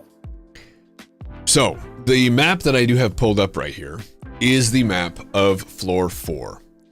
With a population of 1.25 billion souls, floor 4 is large. It is not just large, it is truly enormous. Truly enormous. There are actually floors upon floors. So this is the kind of main gate that you've entered, but you could enter a building that is effectively a skyscraper down here. It is huge. I would like you each to do a perception check. 4! Or 93. Switch dice. I got 49. 49. Okay, good. I was like, wow. Oh my god, y'all blind. Yeah, I know. Okay, that's pretty good. That's all right. What's that? These dice rolls. I know. Today has been, I would say, the usual. Normally, 40K is a silly, silly place. I don't know how, but something happens to the dice that makes them roll terribly. Here, though. I just want to make sure that are we adding and like subtracting the bonuses? Like the, for perception, I've got a 28. So am I just trying to be above or below a 28, or am I adding the 2 to my roll or subtracting? A good question. The answer is with your perception checks or anything that isn't so for a perception check, you are just focusing on that flat value. If it's a 28, you want to roll below 28. If you have an increase to awareness for smell, for example, you could increase that to a 38 potentially for smelling things. And you would want to roll lower than 38 to succeed. Now, for this, because this isn't something that's going to be so centered on that, I'm just trying to get a general idea of what it is you see. Now, having a kind of a muddy idea of what each of your stats are, it doesn't matter too much yet exactly how much you failed and how much you succeeded by, because this is looking around. You're not under duress. Yeah. You can look at something a little bit harder and see it a little bit better. I figure this is the kind of thing that, and if you want to make an interjection, be like, I'd like to take another look at that. I'm not really sure I saw what I saw. Better or for worse, you might see something different. So, by all means. Cool. Yeah. But Sarah, yours is a flat 4? Yes, it was. Okay. Well, 4. perhaps in your own way, you want to narrate for the group what you see here. Because here, you see, ascending into the darkness, the steam and pollution over your heads, which accounts for a sky several dozen stories up into the void. You can see pinpricks of light as jets of heat are let out from massive, massive, massive pipes. There is a general consistency that you notice. These pipes generally kind of coalesce toward the center where the great lifts have descended from, and they seem to wind down in a series of crisscrossing apertures that descend into the ground. These are pipes 20 meters across. They're huge, and they tend to branch into a network out of sight overhead. There are pipes that you can see emerging from what you can barely make out of mud in some places.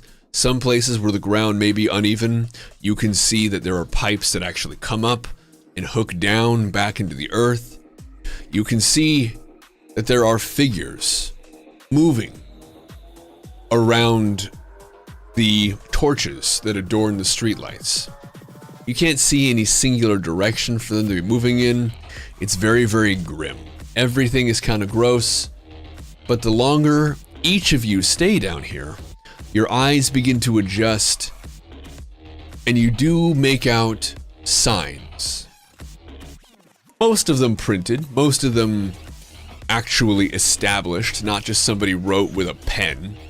But you can see that there's etching for metal, or people have worked in some cases, kind of a stamped metal over torches so that a sign is somewhat illuminated from the back. There are storefronts, from the looks of it, that move out in every direction from where you are. Okay, she's looking for a sign for the Arbites. Some general direction, Precinct. correct. Yeah. And with a 4, you can see that there is a kind of a column, a steel column that actually has red light on the inside. And you can see in High Gothic printed basic directions. And the Arbites office seems to be about 6 kilometers to the west of your current location. Okay, so So there's a sign here. Let's read it, I guess. I don't know what anything is down here. It was 6 kilometers to the west. Correct. Where are we? Are we in the middle here? You are in the middle here. This is the Arbites location here. Okay. Okay.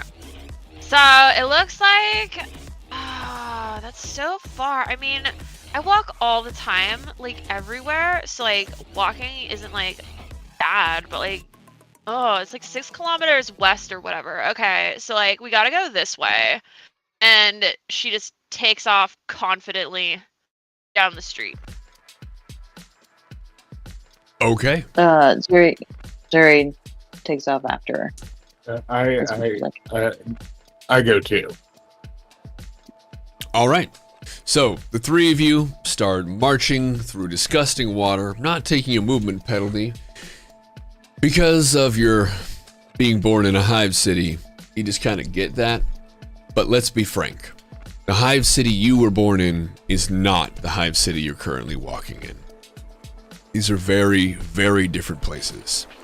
As you walk, steam jets, instead of the calculated, carefully placed jets from floor 1 up at the top, these just kind of seem to let out anywhere.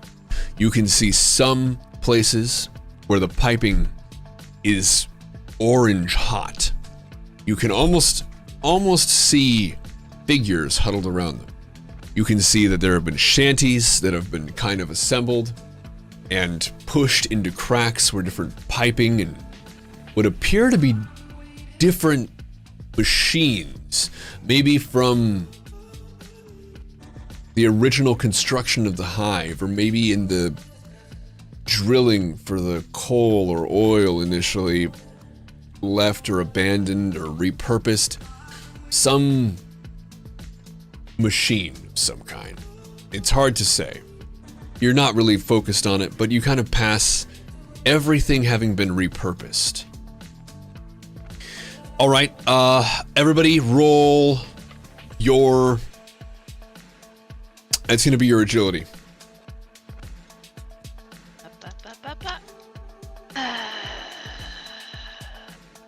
God damn, 67. 86. 100. What was that? 100. 100. 100. All right. Oh. I need my no. ballroom crew to also roll agility. Okay. Oh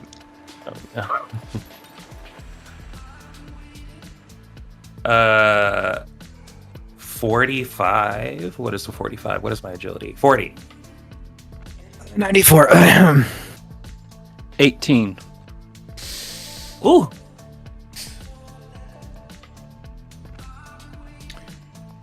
Okay. The ballroom crew doesn't feel anything. But Oh no. our lowest crew, the crew down at the bottom, there is a terrible shudder. Something exceedingly, unimaginably heavy has just shifted. And D-Beck, you are actually, you're face down in the goop right now. You didn't just fail, you failed literally the hardest one can fail in this game. You got a 1 in 100 shot of the worst actual roll. So you're actually face down, and you get a full mouthful of this floor water. Oh, that's so good. That's vile. I'm so sorry. And Yeah. not envious of you. Mm-hmm. Oh, wow. The Emperor is, like, not protecting you today. Damn. Truly. If you start drowning, I will not be giving you mouth to mouth, even though I know how and have saved, like, at least 100 people from, like, drowning. But, like, come on. And she, like, kind of toes you with her boot and tries to, like, pick you up, but she's very small. In a failed attempt to get up, he swallows the mouthful Ugh. And Oh. it's not all liquid. You're not sure what it is, but you can feel the residue now coating not just your mouth, but the inside of your throat. You will have actual offensive breath for the rest of this session. Yay. Yeah. Nyla looks you in the eye and she's like, "You are going to die, but I'll tell everyone that it was like fighting 50 dudes." Well, that's nice. Oh, thanks. Could you walk a little further away, please? Just, you're too close. Just kind of gesturing you away. Oh, I'm gonna die. Oh, yeah, walk back there. Oh, why? There's a gentle groan you can hear in the distance. It's the sound of engines. Something you haven't heard for a while. You grew up around these machines, so it's not something that you're completely unaccustomed to, but you're a little startled hearing it down here. You can hear water whipping as potentially the sound of this engine draws nearer to you. Roll perception again, please. Oh, much better. 20. 13. Finally. Fucking 98. Yeah. Looking and pointing right just beyond the face of I want to say Pilar's character correctly here. It's going to be yes, Uriel. You can just say Zuri. Zuri. Well, I could say Zuri, but I suppose you're right. Zuri will be fine for me. So Zuri. So just past Zuri, kind of wafting a scent right into her face. D-Beck is able to say, "Is that a transport?" Pointing out, and it does seem to be kind of lazily making its way toward you. Making its way. Fucking fast. It is. It gets nearer to you. And Zuri probably doesn't pass out from the smell, but it was just right there. It does begin to get near enough to you that you can make out that it's being conducted by, well, and it's going to be just Galus here who can see it, but it does appear to be the green uniform, although dingier, of what you make out to be Arbites. Well, Zuri definitely throws up in her mouth a little bit, even if it doesn't like actually Kill you. vomit. Yeah.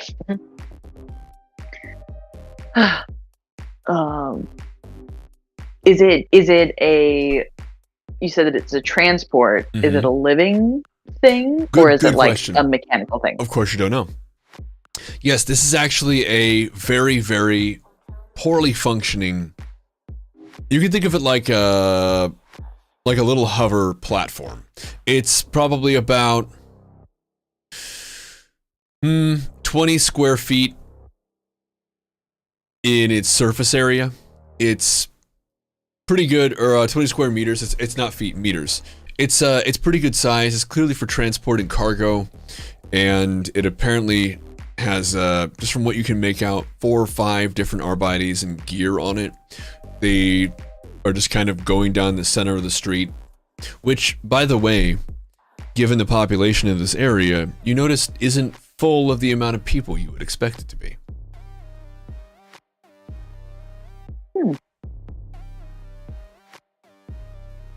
But they're moving the same way you There were are. going to be more people. Oh, okay, cool. Go ahead. I was asking my companions. Did you guys think that there was going to be more people down here? I thought there was going to be like a bunch of people. They're probably all dead. I mean, based on the smells alone, you're probably right. But these guys seem to be going in the direction that we're going in. Should we hail them? Yeah, why not? Hey! Isla hails them. Hail! Give me a fellowship, you guys. Look, my fellowship is really good, okay? It's like a 37, but I rolled a 71, so I failed. I also failed. My fellowship was a 40, but I got an 89. I rolled an 8. Nice. Yeah. Yay! You rolled an 8? So my fellowship with I greet them with my Your- stinky breath. With your Yeah, you storm out. holler out, but the distance is great enough, just great enough that they can't smell it on a transport meters away from you. But they do. They kind of list to a stop and hold out an oil lantern. Arbites? Whereas Nyla and I choke on his breath, Mm-hmm. and that's why nobody can hear us. Isla already has a hacking cough, so she's just like. Arbites? You're not from this chapter. It's just Yeah, a dude who appears to also be Arbites. The other guys don't really seem to care. They just kind of are back there BSing. I say guys, but it's Yeah. a general We've human been mix. assigned down here. Yeah, they sent us down to help with something, but we have to find the precinct. Down? From where? Floor 1.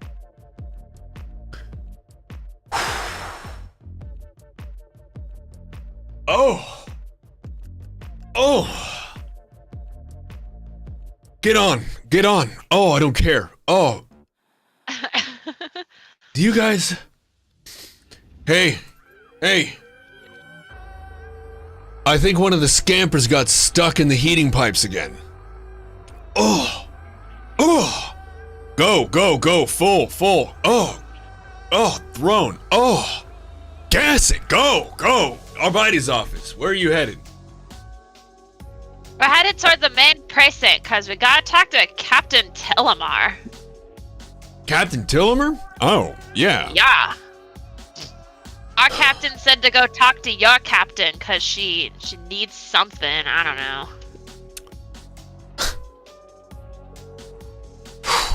As Nyla says that, she gently turns Gallus like to face the back and like gives him a very like gentle push, so he's facing the opposite way of everyone else. Single tear just rolls down his cheek. Okay. Look, if I had mints, I would give you one, but all I have are these low sticks. Anyway, and then she lights one. Everybody, including our topside folks, roll a perception.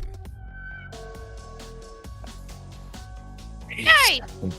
36. 87. 39 from Petal. Okay.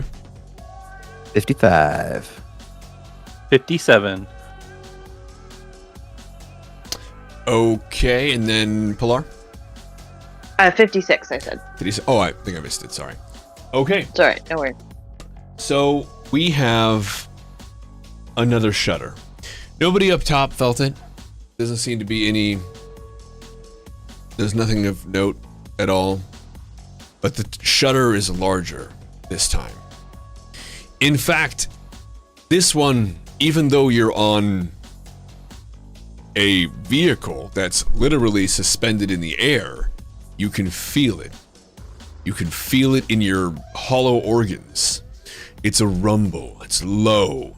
It's a shudder and then a slam. You can see debris falling from the ceiling. Nothing near to you, but in the distant you can see filament. In some cases, dirt, pieces of rubble, tiny clods of just collected filth that's just kind of gathered, kind of raining down.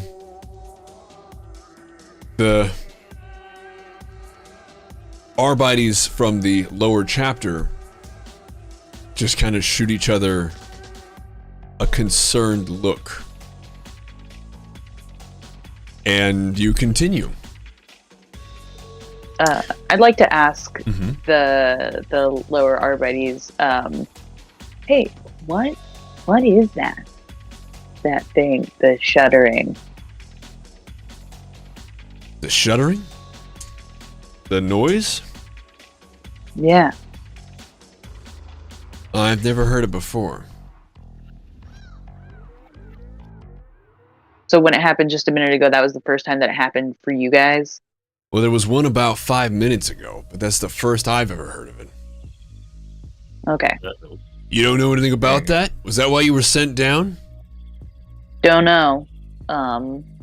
But that's why I was asking you, because maybe it's just something we don't get a whole lot on the top tier. Oh, But- la-dee-da. Top tier. Listen, La-dee-da. Yeah, you know.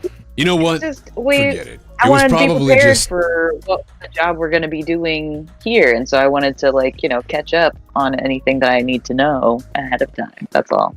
It was probably just some you know. kind of demo work. Maybe they're restructuring on floor 3. We He did stop shoots- on floor 3 for a weird reason. He shoots a concerned look over at one of his fellow guards. And you said that you did stop on floor 3 for a weird reason? He kind of Yeah. holds a stare on you for a second, and then just kind of goes back to looking out over the hover. You do eventually arrive at a destination. It Quick appears... question. Yeah, go ahead. Can I scrutiny him to see if he's telling lies? You can. I'm a scrutiny that bitch. Give me that scrutiny. With a 21! Screwed 'em. Hell Nice. yeah! He's not lying. Alright, cool. Okay, so you do arrive at your destination, and it actually is a proper destination. In fact, there isn't just oil burning, there appear to be honest-to-God lights, which is incredible. There is a light that is set up underneath a large sign that you pass into because it's a walled area, and it looks as though the pumping system inside of the Arbites compound seems to have been maintained better than what you see in the regular streets, because the closer you get to the actual structure, moving through the yard, and it's a large yard, there are different shadowy machines that appear to be parked or at rest, not under any kind of protection, not in any kind of a protective area, just kind of parked here and there. Kind of like you would see on a gravel yacht outside of a poorly maintained police station or something. This, though, much, much, much larger scale, much, much, much larger vehicles, much, much worse off. And as you kind of come to a slow, the pilot of this craft says, "All right, last stop, everybody off," gesturing at you guys. And you do hop off. Thanks, see you later. I just kind of wave. Mhm. Same. Hey, never mind. They hop on the gas and seem to kind of toad off. Not out of sight, but out of mind. You are at the precinct. There are, like I said, lights. There are actual, like, not just lights. It's about a 6-story building. It's a squatty toward the outside, but it kind of builds up into something very similar to the basic look of your hive city. It has obviously got floors to it, but even this building is not without its problems. It may be just from the derelict outside look of this establishment, like maybe the higher floors aren't in use anymore. But you can see illumination from the open door, and there even appear to be windows. Although not using glass, they appear to have been opened at some point, maybe even stuck in that position. You can see light from inside. And you see two people exit the building in Arbites uniform, much, much, much dingier. In fact, if we get a perception check from you guys. 82. 46. And then from Debek? 96. 96? Yep. You guys don't see shit. So, anyway, you're there, and they're kind of talking to themselves, and one of them kind of holds the door open for you passively, not even thinking about it, not even thinking about you. They see you moving one direction. They're humans. They do the door thing. But it's that awkward, it's the Canadian door thing where they're holding it from too far away. It's not important, but that is what just happened. Do you do the awkward jog Jessel over to the door, or do you take your time and make him hold it longer? Oh, Nyla definitely saunters. Oh, She's checking out the building. okay. All right. You guys go Zuri inside? Go ahead. walk slightly faster, but She rolled poorly enough that she doesn't even really see him. Well, that's that's okay. true. It's not that important. It's just one of the most awkward human experiences of all time. The Canadian hold. I'm just oblivious. Fair enough. Yeah, you're just kind of starry-eyed, thinking about the exhaust ports way above you that you can't see anymore. You hear in the distance what almost sounds like las fire, but you can't really be sure. Really, though, the highlight of this is how few people there seem to be. But you walk in, up, over the stoop, up the stairs, and for the first time, the ground you're stepping on isn't wet. You walk into a properly illuminated hallway. And we're going to go back up to our top floor folk. That's right. So, back on floor the first, y'all are in a ballroom, and you were practicing your Three Stooges routine, I believe. We had one person headed over to the food, another person headed over to that person, and another person headed over to that person. And your captain was about to go talk to some very deep pockets to talk you up a little bit. Oh, right. That whole thing. I mean, Petal whatever. grabs a biteable. Yeah. A little nibbling, if you will. A Sure. snacky cake. Yeah. And then walks over to the sergeant to, like, make himself available within, like, eye shot, but not actually intercede in any conversation immediately. Sure. Yeah. All right. And our other two? I'm seeing which moment Baxter seems to be preoccupied with something. And in that moment, I'm going to make my move of the hat swap. I like this session already. Yeah, go ahead. And then, Nigel, do you have anything for us? I'm gonna check out the food that Petal was eating. All right. I do have a trade as a cook, so can I determine the quality of the food? It is exquisite quality. Truly. I'm still gonna sniff at it and just turn Yeah, my do. nose up at it. In fact, you could incite conversational pieces if you so deem, where the others could not. So, you are all kind of preoccupied with the food area. You hear a very disgruntled voice cut through what is an otherwise kind of babbling tone. Kind of the again, it's like noon it's not like time for what you would normally expect a gala to be at. But it's weird, and they're enormously wealthy people. Maybe that's what they do. I don't know.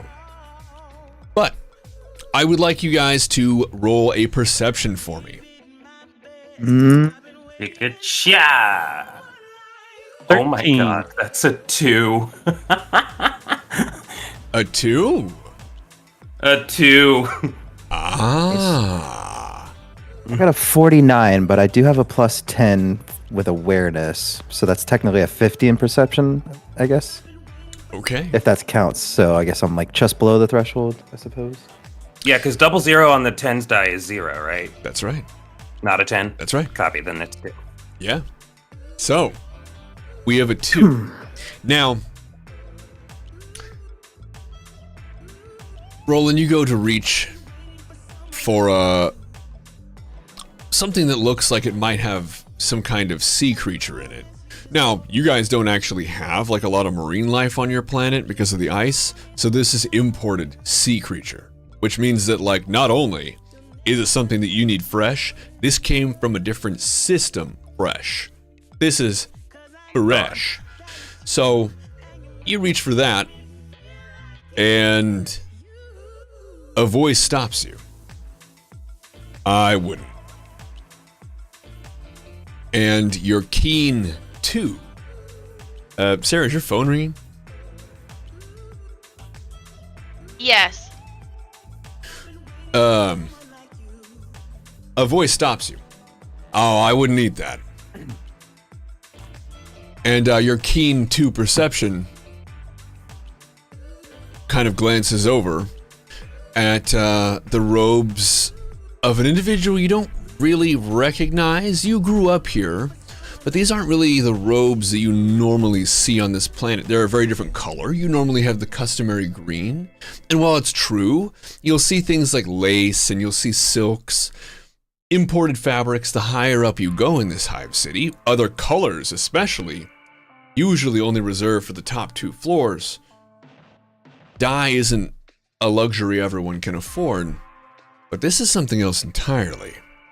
This is, well, you're not quite sure what it is, even with your 2. The person is locking eyes with you. It's a very, very tall man. I'm so short. He's about 7'6". What? Hi. I can take him. That was all for me. Petal pauses. He goes, "Oh, why ever not?" Well, I've seen the sacks they cut those out of, and I don't think there's enough seasoning in the world that can prepare you for that delicacy. Petal like politely goes, "Ugh, ugh. Well, thank you for the warning. Petal Lobstead," and he holds out his hand. The figure reaches out, grabs your hand, flips it over, looking at the different adornments of your sleeve. Arbites. Or are you PDF? PDF in this world is planetary defense fortresses. Think of it like your common cops or your soldiers. Your standing army. But we're Arbites, right? You are. Okay. Yeah. Super duper cops. Arbites. Think of yourself like somewhere between detective and FBI. Huh. But yeah, Petal goes, "Got it on the first try. Arbites, actually." It's a pleasure to meet you. Well, afraid I have to be going. And with long, long strides, this figure, with a full cloak of, again, a material you're not even really sure of, begins to walk away. And with your 2, you also notice many, many people in the room turning heads to watch him leave. Hate to see you go, but love to watch you walk away. Mm-hmm. Petal just like positively goes, "Successful social interaction." Very nice. What are the best you guys have had so far? You didn't disappoint your sergeant. I didn't get a name. I don't know who that man is. Your sergeant actually runs over and grabs you by the shoulders, whipping you around. Go ahead and give me a fellowship check. Yeah. Okay, not as good, but as a 2, but a 29. 29, that's fine. That's fine. He grabs you by the shoulders, whips you around, and says, "What have you done, boy?" Oh, was that bad? I didn't eat the fish. Should I have eaten the fish? The fish? I don't care about the fish. What did you say to the Inquisitor to make him leave? I know what an Inquisitor is, right? You do. Petal just like has a general positive demeanor, and you just see a like darkness fall over his eyes, just a blankness. Lights on, nobody home. He goes, "Oh, that was an Inquisitor." There was of course there was an Inquisitor. And then there's a hand that reaches out, grabs the sergeant. Sergeant, you were saying. The sergeant turns around, flustered, pale, flushed. He's pasty. He's almost gooey. Stammering. The sergeant is clearly without.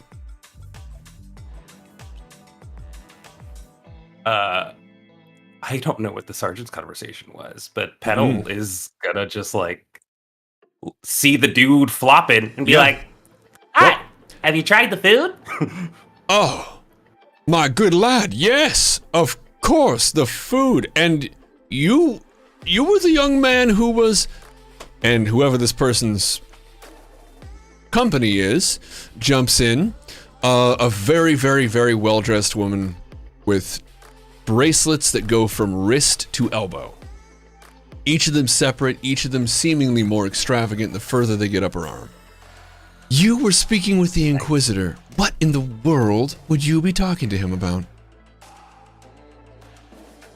Well, you know, oh god, what route do I take with this? Shenanigans or we're here to be impressive for the sergeant. And so Petal pauses. He goes, casual conversations, Arbites, PDF. We run into a lot of stuff. The Inquisitor was just excited to see some of the things that we ran into in our department. He was excited about your department? Well, and these are your... Please, I'm so sorry. That's so rude of me. Please, gesturing at the other two. Please, yes. What was it the Inquisitor would be so interested in your department for? What are you working on right now? The sergeant, more and more horrified with every second, can't even speak. So, I have blather. Oh, you do? Can I just try? Can I just try and like do general niceties? Talk about the way the sergeant, basically like talk their ears off partially, but also be like, but yeah, the sergeant's doing a really good job of like disseminating our individuals. The department's really streamlining. We're going all throughout the levels of that. Just chatty chat, positive. The guy who initially spoke starts to say something, and the woman who you kind of getting the feeling is his wife cuts him off and says, "Oh, and it's Lily Beatet. Please, if you do speak with the Inquisitor again, make sure you know how thrilled that the Beatets were that he was able to attend the party in his honor, although briefly." Oh, this is their party. Oh no. Okay, Lily Beatet. Copy. If we get the opportunity, I'll be sure to give him the chance. Petal Lumstead, and he holds out his, I guess, grabs her hand to kiss. I don't know how formalities work in 40K. You know what? Give me a fellowship. Oh my god, I'm doing so well. I hate for this to come crashing down. That's an 8. You do. You grab just the tips of her finger, kind of curl your hand into hers a little bit, and then do like a bit of a bow. You do a bit of a bow. It's just a symbol of nicety, and that like, yes, I know who paid for everything here.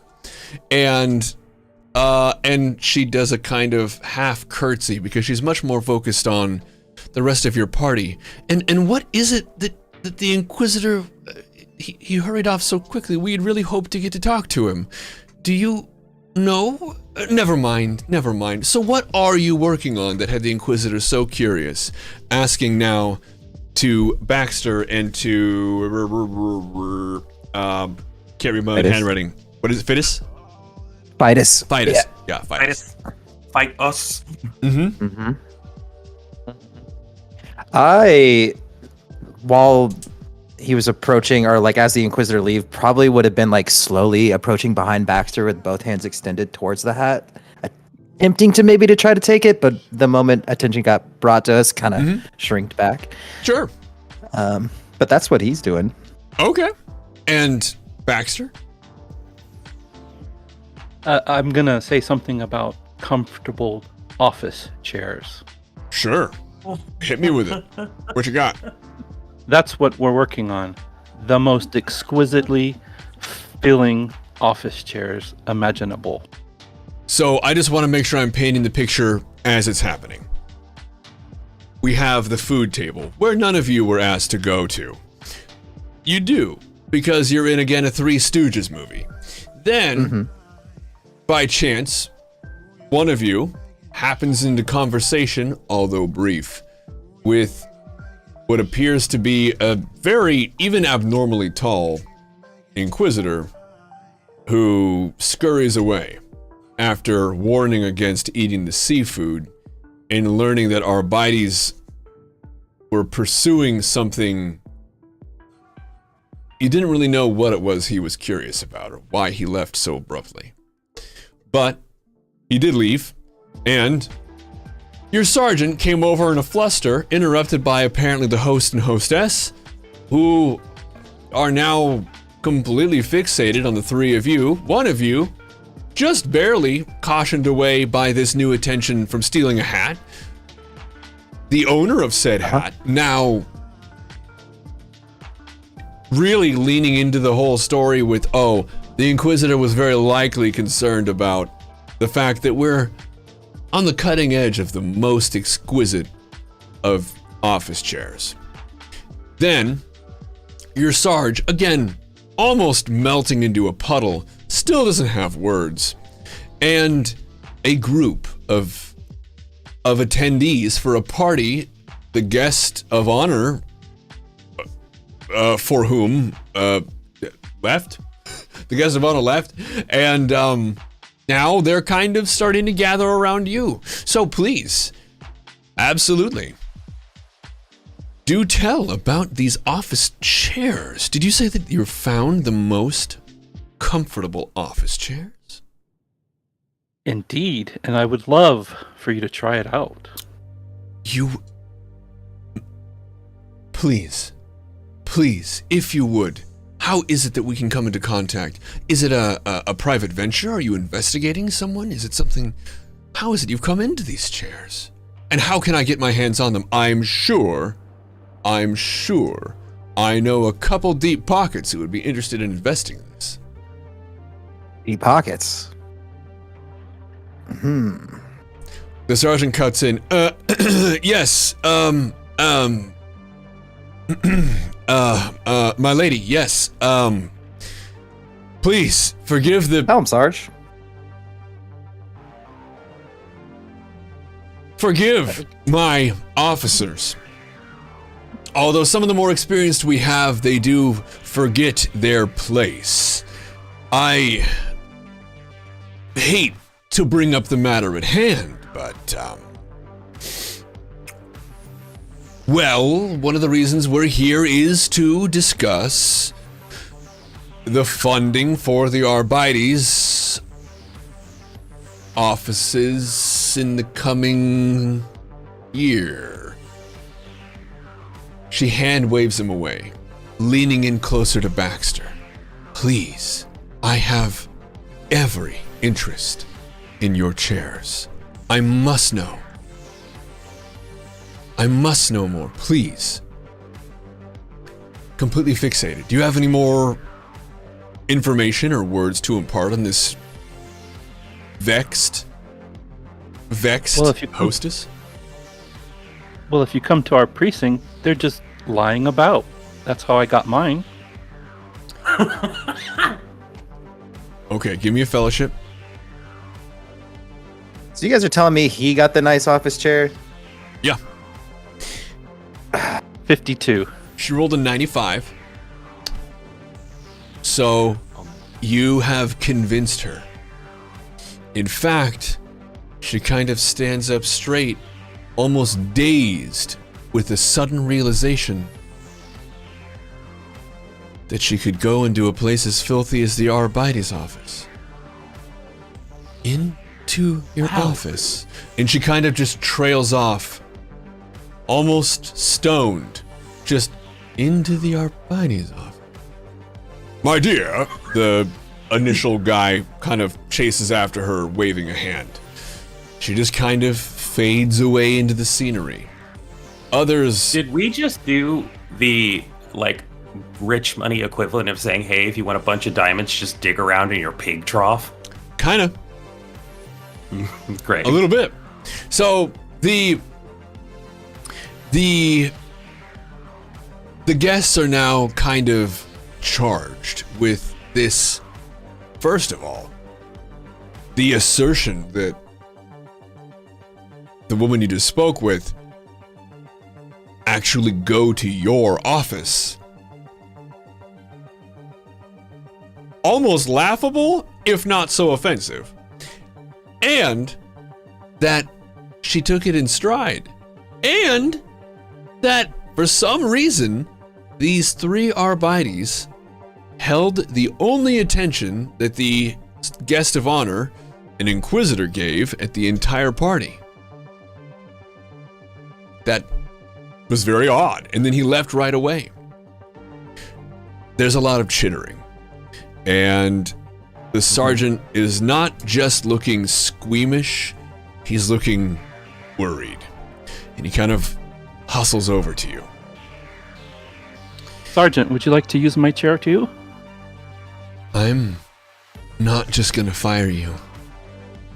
I'm gonna find a way to put you in a cage, and I'm gonna put the cage in the ocean, and then I'm gonna sink the cage, and then I'm gonna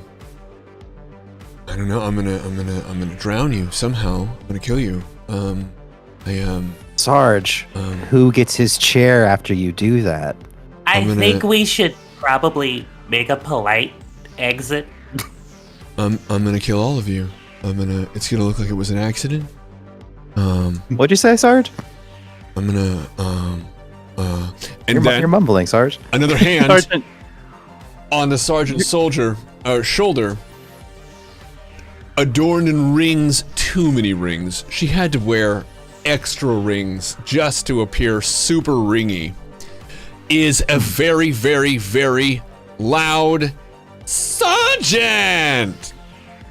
My people. And can I get a perception check from the three folks upstairs? 59. 34.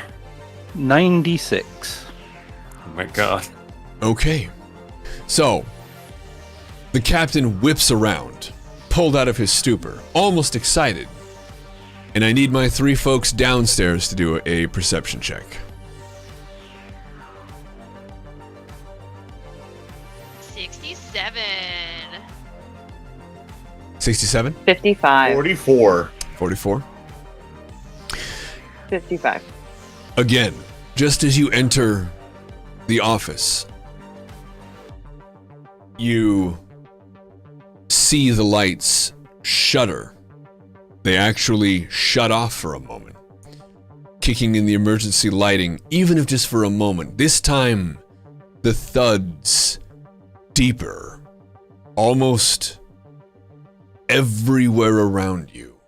You can feel the air just tense as everyone you saw in every corner of your eye freezes in place. This is clearly not a normal event.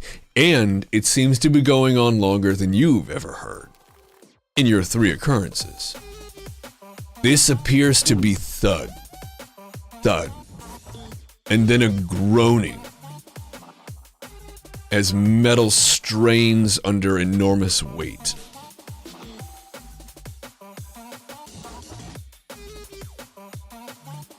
The lights kick on, and the thudding stops. Dust is falling gently from the ceiling above you in the Arbites office. It has your normal little gothic accoutrement. You have little statues, busts of this and that. Looks to be like a dusty weapon in a display case. And the people nervously around you going back to what seems to be their day-to-day. The downstairs folks, you're up.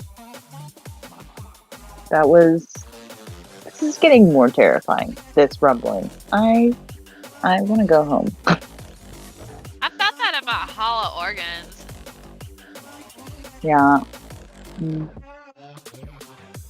Without opening his mouth. Yeah, I don't like this either. Alright, let's well, find the captain.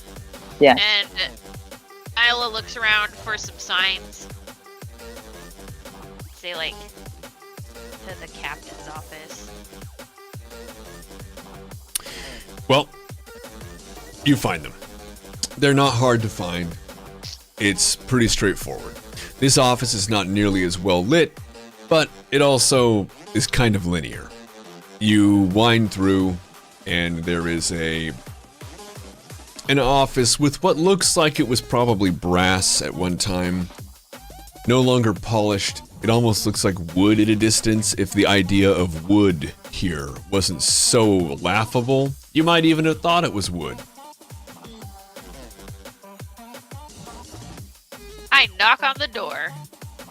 The door is already slightly ajar, and a woman with kind of unkempt hair pulled tight into a kind of a bun business thing that she clearly didn't care a lot about behind her head looks up from her paperwork. She has the nicest uniform you've seen, and you do see that she has the insignia of captain on her shoulders.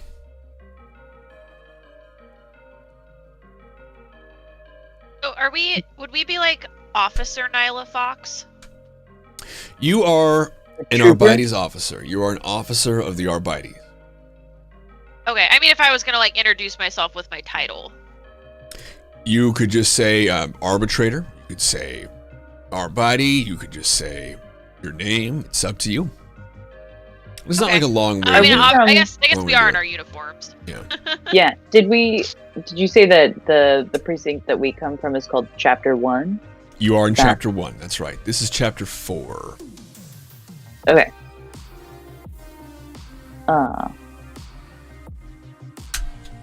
So Zuri steps forward. Uriel Tsarine from Chapter 1. We were sent down here by our captain as a request for help. Thank you. Yes, please close the door. Filing paperwork away, she gestures at the space in front of her desk. Tucking things into folders and pushing things away hastily. I am glad that you're here.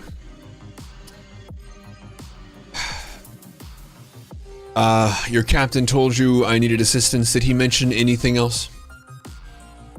No. Yeah. Okay. I hate Malik. I hate him. I hate him a lot. He's an insufferable man, and but it doesn't matter. Point is, I do need you, and I need your help with something that I really don't want getting out. It's frankly why you are here. You're not from here. You don't know anybody, and to be honest, I can't trust the people who I work around. Not because they're untrustworthy, it's because there are strange things happening. You may have felt some of the shudders as you walked in. Ah, Yes. Those started today. The water has only just reached the edge of the city. We expect within the next couple days, maybe 2 days, we expect to see the kelp start to grow. Seeds are all nestled. We know that it's going to be a full crop this year, probably one of the best we've ever seen. Frankly, we've never heard of this happening before. But the locks that separate Tier 3 from Tier 4, they've never done anything. But they seem to be waking up. Locks like LOCK or locks like LOCH? The countermeasures to overwhelming flooding. They are large, large doors that this is the first time any of you are hearing about it. But for whatever reason, the locks are waking up. They're not doing anything. We've never seen the terminals around them turn on. We've never seen them do anything. Frankly, we didn't know they still worked. The people who made this place, they thought of everything. But I don't know what it is this means. I don't know what this is. And I need you to look into it. I don't know what's going on, but I know that if I ask anybody here, they're going to start a panic. I needed somebody from the outside to look at this. I have enough hammers. I need scalpels. I need you to find out what's going on, why they're turning on. I have no doubt that the thudding and shuddering we've seen is somehow attached to it. I just don't know how. Okay. Well, where are there access points where we can go and maybe talk to like technicians that usually operate near the locks, if not on them directly? I'm glad you asked. I actually do have several Order of the Mechanicum who are desperately trying to anoint the locks in oil. Infuriating machine men. Obviously, burning sage isn't going to stop this problem, but Omnissiah be praised, we're going to have to wait for their rituals to be finished before I can allow you access. I can arrange for transport for you to meet with the local magus, who should, I'm hoping, allow you access for inspection. Okay. Sounds like a good place to start. Sarah Debeck. Sounds good. All right. Roll perception, top floor and bottom floor. 20. 24. 22. 49. 78. 62. 62. Okay, now, Linda, what was yours? I want to make sure I heard it correctly. 24. Okay. Nobody on the top floor hears a thing. Damn it. The captain begins to escort our lower folks out the door. Some of you see that she looks anxious and maybe like she wants to say something, ultimately deciding against it before she gets to the front. One of the Arbites from Chapter 4 seems to have run up, said something, and darted away, but it wasn't anything. Nobody seemed particularly anxious. It just kind of seemed like day-to-day stuff. Maybe you need a signature. None of you saw well enough to see what it was, but it is apparent to you that there's still very much a lot of function going on despite whatever woes the captain is shouldering. You make it outside. Anything you want to say? Anything you want to do? Is the captain, is this floor prone to flooding around this time of year? Like, I recognize that there's water in the streets. Is that all the time, or is that specific to this time of year where things are thawing out?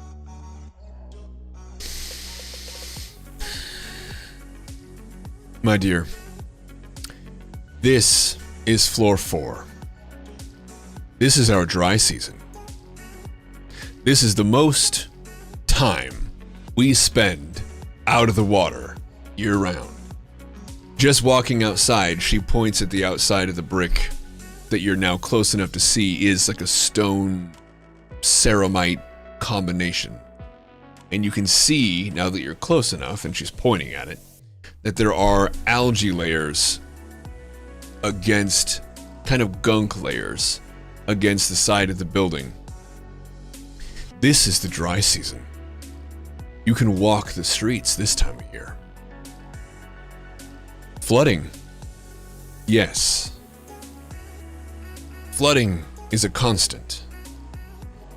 She actually pulls out a data pad, like an iPad kind of, and gestures at it. You know what? I take it you've never been down here. I take it this is probably the lowest any of you have ever been. As she turns around to address you, one of the hover platforms that you saw a bit ago arrives with a pilot behind her. You take this, and it shows this map, but, you know, obviously not I drew it on an iPad. And she's like, this here, you see this here? And she kind of gestures in an area that's kind of marked off with a different color. This is the hot section.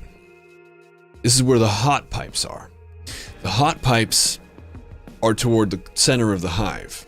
They're what you run your apparatus with, the great lifts.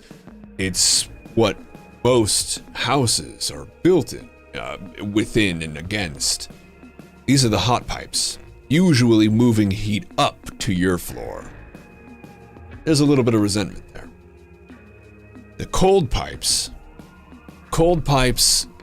move water around the outside of the hive. Normally, there's going to be some steam, residual water that runs down these and builds down here and creates this lovely, lovely layer of water you see here. But this is nothing. As soon as the water passes over a certain range, we'll see about another meter, a little less in some places, of water rise up, pointing again at the gunk layer on the wall. I'm not worried about that. I am worried about the people who built this place and what they might have been worried enough about for the locks that separate floor 3 and floor 4 to be waking up. That's what I need you to find out. And I need you to keep it quiet.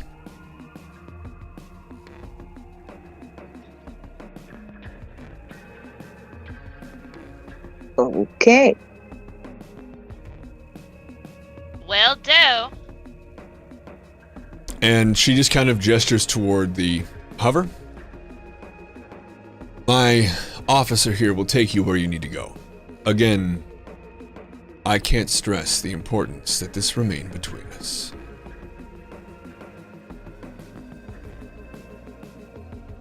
Sure. You got it.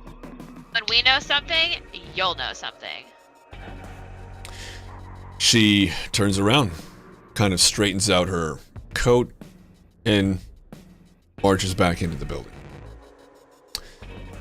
You hear the engines kind of move from a warmed up state to an active state as it takes on the weight of your persons. What's your move here?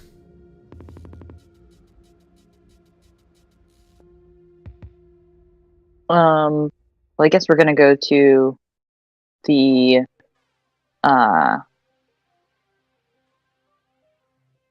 gonna go to meet with the magistrate, you said? The local magi, yeah. So you can go to Yeah. the local mechanicum. That's going to be like you kind of have some direction here, and I'm happy to give you a little more insight. So you could head to the local mechanicum. That's something that you would know to do. That's effectively your technician for the area, but it's more of a cult than it is an actual maintenance office. Your other areas you could go to are right to the locks, which you weren't really told where they were because it was kind of suggested that, you know, you needed to go to the mechanicum first, but you could ask around. That's something you could do. You could also ask around from the people. You could go check out shops. You can really do what you want to do from here. I think we should probably talk to the Mechanicum first, because they're like super anal about like everything, and if we go and like look at stuff and we don't have like sage, they'll be like really mad about it. I think you're right. Let's do that. Okay, so you relay this information to the pilot of this craft, and he rolls his eyes. He clearly has a chip on his shoulder. He doesn't even say anything in response. He knows what floor you're from, and frankly, he doesn't like you already. You speed So off. it probably doesn't help that Nyla's telling her two coworkers about all of her great uncles that are in the Mechanicum. And that's how she knows about how anal they are, because her uncles are so anal. And like they're always like burning sage and stuff, and then there's like all these like really long chants, and you have to be like praise the Omnissiah like a lot. Like a lot. Oh my god, Emperor. Sounds like it can be a drag sometimes. Yeah, I was almost like inducted into the Mechanicum, but then I became like an Arbiter instead because like I didn't want like tentacles that were made out of metal and stuff. Roll an agility check. All of us? Yep. That's a 91. 29. You said 91, Sarah? 15. Yeah. So you eat shit as the driver lurches the craft to one side and goes, whoops. Whoa!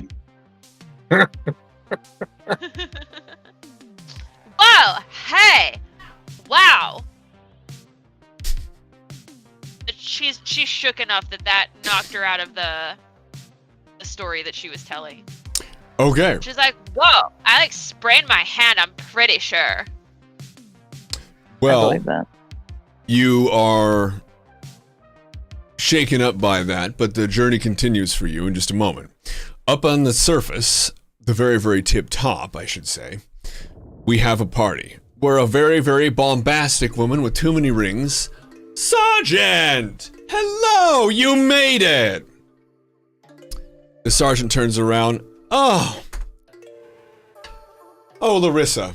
Officers. Some of my finest officers. He gestures an open hand between the three of you and this woman here, who apparently has her own wait staff. They appear to be dressed different than the people who are at the party, and they seem to be carrying different things. One of them has a couple handbags, the other one has a couple different trays of food, the other one just kind of has this and that. Some of my finest officers, local heroes to the department.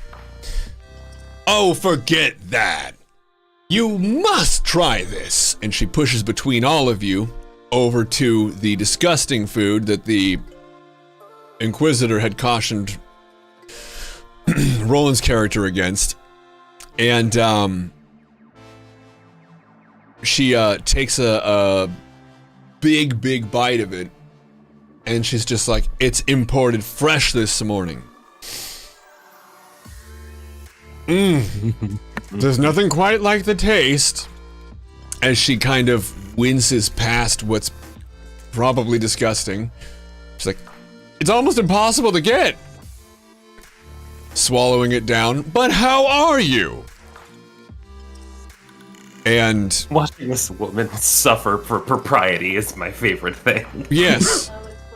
Yes. And the officer is kind of grossed out because you get the feeling he knows what it is, and he's like, or your sergeant is kind of grossed out. What are you guys gonna do? What's your move here? So while his back is turned to me, I'm just gonna politely kind of massage his shoulders. He seems a little tense. Who? Sergeant? The sergeant? Okay, give me a fellowship Yes. on that. I give him like advantage or anything, so I can, because I'm just kind of coach him through it. Just like, Sarge, you seem real stressed. Can I We get, let's do get a that. We can fellowship figure from out both whatever of you you then. need. All right. You're gonna rub his feet, Roland? I made a joke about rubbing his thighs because that's what Oh. Petal can reach. No, I didn't even I hear will it, not. but yeah, okay. Oh, it was in text. Don't look at me. Oh.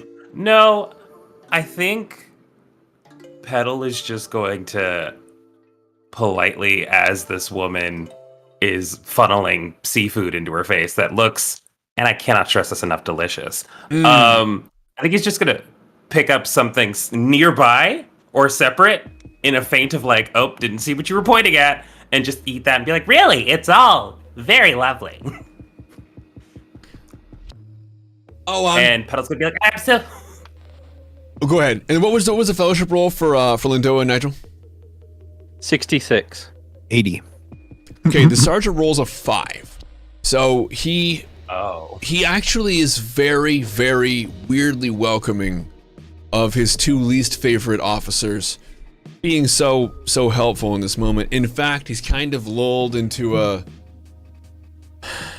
almost a bliss with this 5. So you guys are doing good. You're getting points. You're earning points. Whatever you need from us, Sarge. We're the right guys.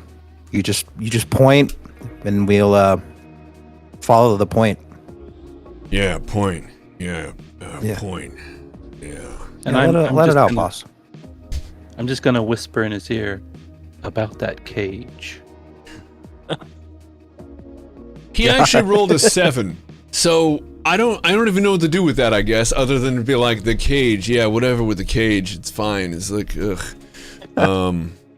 The cage.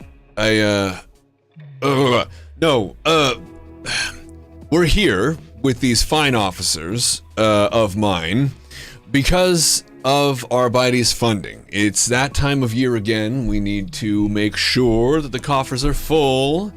We wouldn't want riffraff to fill the streets. You know what it's like on some of the lesser levels.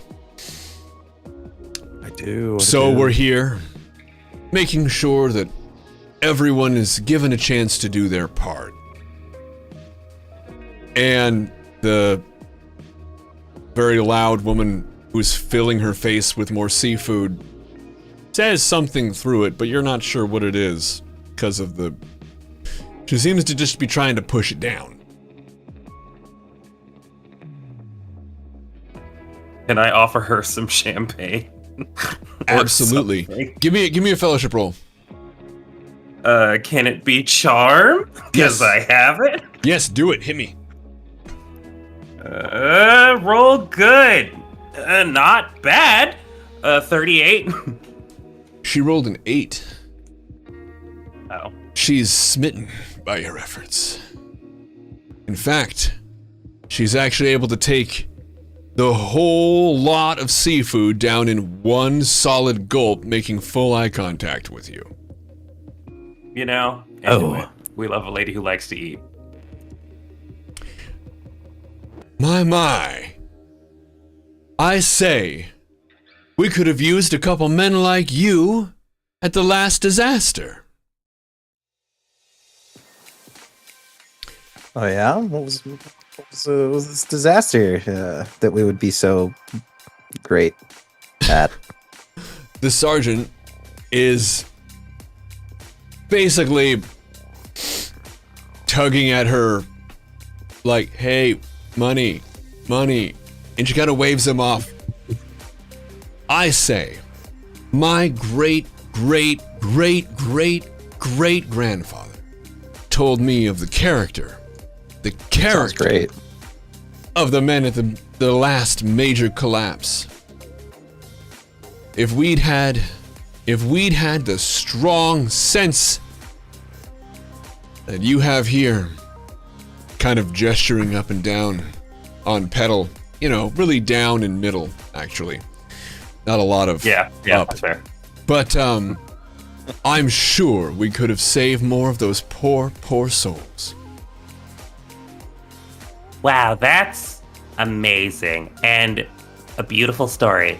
And Petal's gonna like slightly pivot and be like, and I feel the same, and I feel like with proper training and resources, the Arbites can become that bastion of safety and security. The captain. Unfortunately for us, that does. Yes. And on that, tailgating on that, damn near Sergeant Petal here had a run-in with the Inquisitor and actually held the only conversation with him at the ball today. Very good. What was it? What was the Inquisitor said to you? What was he said to you? Oh, I don't want to go out of my way to bog everyone down with like the horrors of the Inquisition or anything like that. I think it's just really reinforcing the need for like proper resources and funding for the Arbites so we can really work to protect each other, take care of one another, and just exemplify the same appeal. Because cutting through that is another augmented voice. It is the host, without his wife this time, cutting through the kind of chit-chat. Good evening. It's not evening. This guy is just out of touch. Good evening. Please, everyone, if I could have your attention. And you see everybody kind of settle into a forward-facing position. Do you do anything especially of note? I mean, we look. Petal looks at the very least. I just want to leave the opportunity open. Good. All right. So we have. What's the pitch? He's calling attention, and the timbre in his voice kind of changes from conversational to rehearsed. He breaks away from what you would just normally hear in conversation to what's clearly resuscitation. And he starts to talk about how lucky they are to have so-and-so here, lucky they are to have such and such's family here, and how they had hoped that the arrival of the Inquisition's representative today meant that it might be a blessing from the Imperium at large for them to move forward into certain trade avenues, but the sudden absence, looking over at Petal, of the Inquisitor in question seems to... Well, we'll address that later. It is in his honor that we'd hoped to have this ceremony marking the 600th year since the horrible catastrophe that hit our hive so hard. The souls lost on that day were, well, it was a blow to our hive and the economics of our hive that we have not yet recovered from. Everybody roll agility, please. Have we heard about any sort of roll? Yeah, you have. Have we heard about any sort of horrible catastrophe? Yeah. Okay. You have. 62. You actually know what he's 71. talking about. It is the 600th day. Or 600 year, I mean. You said it's 62? 42. 42? 79. 79? But you just don't think about it. It doesn't come up very much. Everybody down low, can I get a perception from you? 88. And Pilar?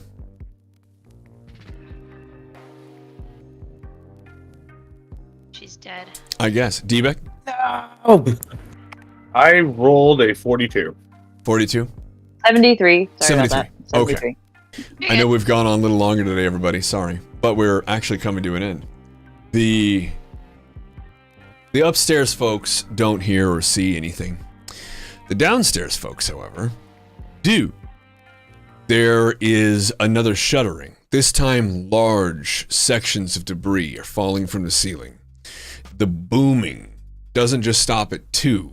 It actually shudders and appears to startle your pilot because he kind of shakes a little bit. Not so much as he was when he got Sarah off track, but it appears to be something startling to him because there's a grinding, a horrible, horrible grinding noise, and large lights the size you haven't ever seen. You've never seen lights this large. It's hard to look at. Illuminate the ceiling en masse. There appear now to be ends to the underside of floor 3, the ceiling, so to speak, of floor 4. You can see distant peaks, jets, where pipes let out exhaust and steam, now illuminated. A swirl, now gaining motion, as the air currents that appear to be shifting far above you create small jetties and eddies in the smoke, steam. You hear wrenching. Another series of booms that you feel everywhere. You can feel it in the hairs that are now standing up on the back of your neck. You can feel it in your bladder. You hear titanic plates of metal moving. Uh-oh. And you see light. Sunlight. Uh-oh. You see sunlight.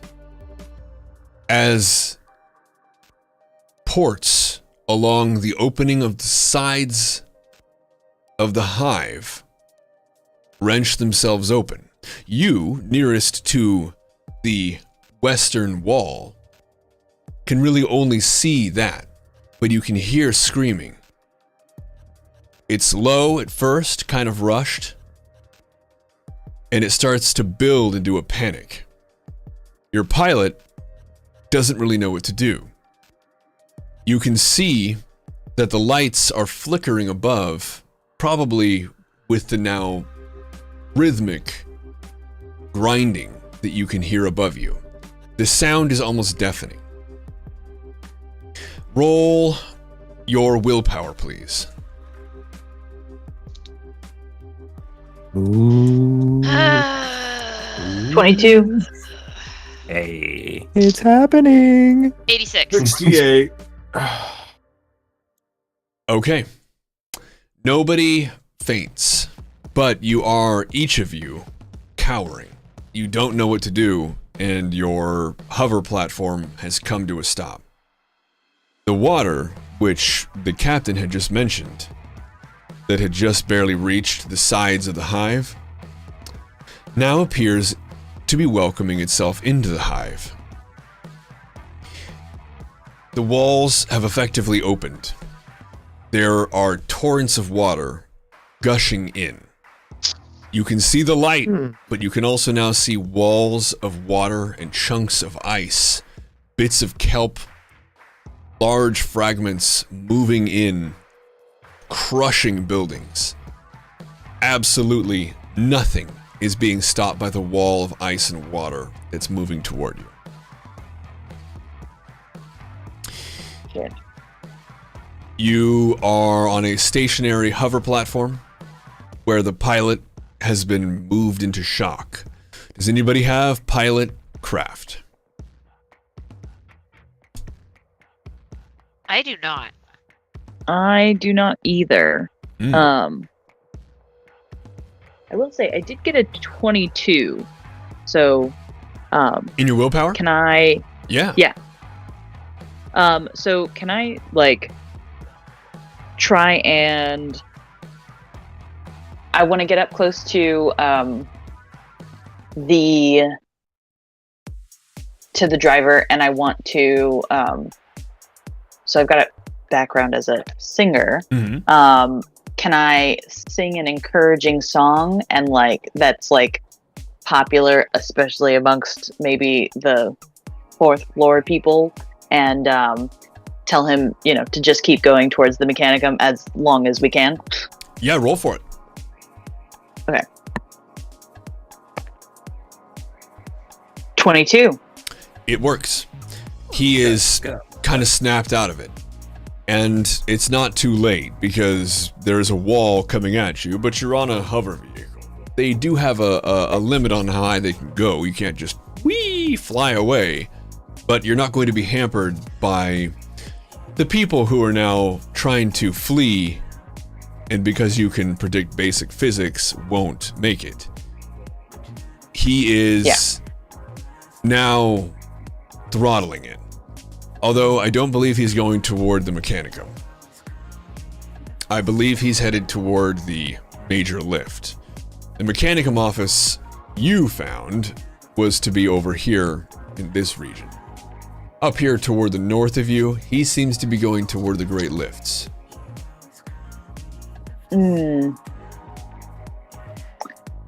Well, I mean... Can we get him to stop with my horrible breath? Try it. Oh no. What would we roll for that? Strength? He's gonna roll willpower. Okay. That's the move? Yep. You got a 71. He is 46. staggered and falls off of the platform. Okay, well... That's that guy gone. You're still going, by the Let's- way. It's not like it doesn't stop. Yeah. Okay, I like can I to- try to drive it even though I don't know how? I have Yeah. tech use. Go ahead. Give me your best tech. It is a goddamn motherfucking nat 1. You're kidding me. Oh my god. I am Nailed not even it. come in here and look at it. I believe you. Not only do you confidently grab hold of the controls, you actually now know the advanced pilot tech or pilot craft. You can mark that down. All right. You are suddenly imbued with every single bit of knowledge about this machine, including the fact that it has poor maintenance, and simply by getting in there a little bit, you can pump a couple more RPMs out of this thing's engine. You are able to go where you like at a faster speed you would have at a higher elevation you could have before. Okay. Excellent. So she yanks it to go towards the Mechanicum offices, and she's like, if anyone knows how to shut these things off, it's the Mechanicum, but they're gonna have to be faster than just waving sage at it. Ah! And then she floors it. Okay. You are on your way. You take your detour from where you were headed back toward the lift, and you're headed north now toward the Mechanicum. As you near that wall, you can see that behind the Mechanicum, the wall has opened up as well. Most of the ground now that you pass over is water. There are bodies, there's filth, there's rubble. Really, it's hard to make out one thing from the next, other than the fact that it's flowing with larger and larger chunks of ice away from the direction you're moving. This is super not great. Ugh. You Worst floor it. day ever. And as you expertly weave through what is now becoming larger and larger chunks of ice and building, the shuddering above you begins to stop as you hear titanic pieces of metal come to a close against each other. Can I get a perception check from the three of you? It'll never be as 24. good as that nat 1. You say 4? 24. 24. 49. 91. Well, 91 doesn't get you much, but the other two are able to reasonably assume The locks mentioned by the captain are what have closed above. And you are arriving, because of your incredible speed, arriving now to what appears to be the offices of the Mechanicum. There are obscenely large, over-the-top structures with tech priests in robes, with their hollowed positions. And you see everywhere different pedestals with large furnaces that have the names of different hallowed figures from their past. And it's all, you know, absolutely over-the-top tech priest stuff, like Beta Rho 08, the shrewd prognosticator of the recursive anomaly, that kind of stuff, because of tech priests. And as you move past these statues, some of them you may even recognize, you realize that the furnaces that the tech priests are known for, their large smelting stoves, have been completely overwhelmed. They're now out. Steam is pouring out of the facilities as more and more and more water and chunks of ice rush into the building. Lovely. The hive is flooding more and more and more. You have about, I would say, 10 to 15 kilometers between yourself and the edge of the hive. Okay, but we're in the like office area where the offices start for the Mechanicum. Yep, if you're looking at the Okay. map, you're like right about here. I'm just gonna yell at the nearest Mechanicum guy. Hey, where's your boss? Oh no, they're being swept away and drowning. As they 'Cause they don't swim. As they swip by. Yeah, they don't really swim. She watches them go by and she's like, that's why I didn't become a tech priest, is because like they can't swim. They just fucking sink metal. God, Emperor, why? And then pulls the hovercraft into park. What do we do now? Like, what if the Mechanicum boss is like the tech priest, Magus, you know, that guy? Like, what if he's like under the water and dead? I don't even know if they can like, they can't breathe underwater. Do they have like oxygen packs? I don't know. Large pieces of ice, of course, are being expertly navigated around by Sarah's character here as they continue to fill the open area. It seems as though the water level is almost on par with the outside flow. It's almost caught up, rushing in, balancing out. You have witnessed the death of millions, tens of millions. It's actually, it doesn't even faze you because the number is too high to even imagine. You're seeing people wiped out in numbers that don't make sense. Is there like a phone in here? A phone?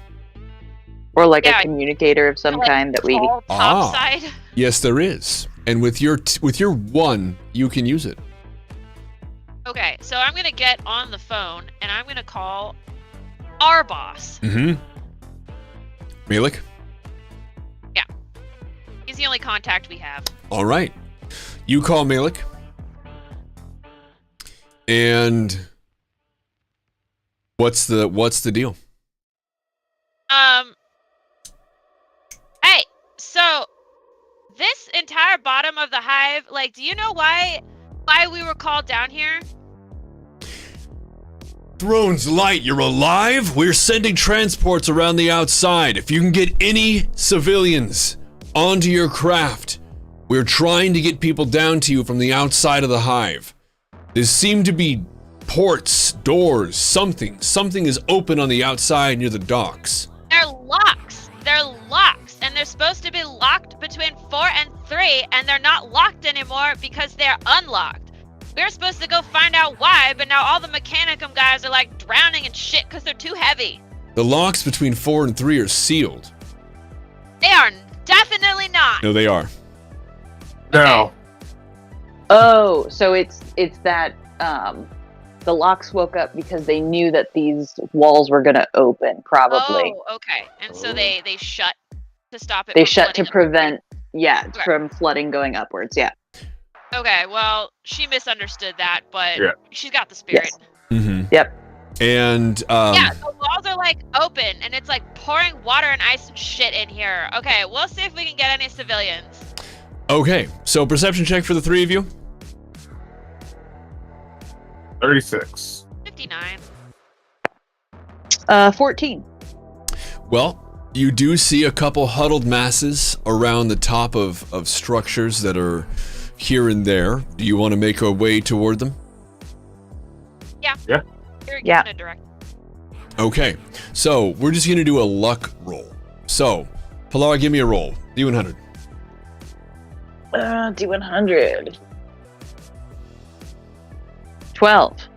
You're able to save, we'll just say 12, we'll just do the inverse. So yeah, you'd save 78 people. That's how many people you three will be able to save off the tops of these. There's not a lot, and there are some that you could pick up, but frankly, you can hear, even with Sarah's augmentations, the hovering groaning. It's not able to make it and the water is rising. And so you have to leave some behind. Okay. I pilot it out so we can be rescued by the rescue crafts. As you make your way between the narrowing gap between the rising water, the massive pieces of ice that are coming in, you are almost blinded by the sunlight. As you can see, descending crafts make it toward the water, and the docks beneath you that used to serve as floor 4. The top floor folks, roll perception, please. Please, finally a good perception roll. 6. 75. You said 6, isn't 06? 06. Okay. I was Well. thinking 23, but that doesn't beat a 6. That'll be a 6.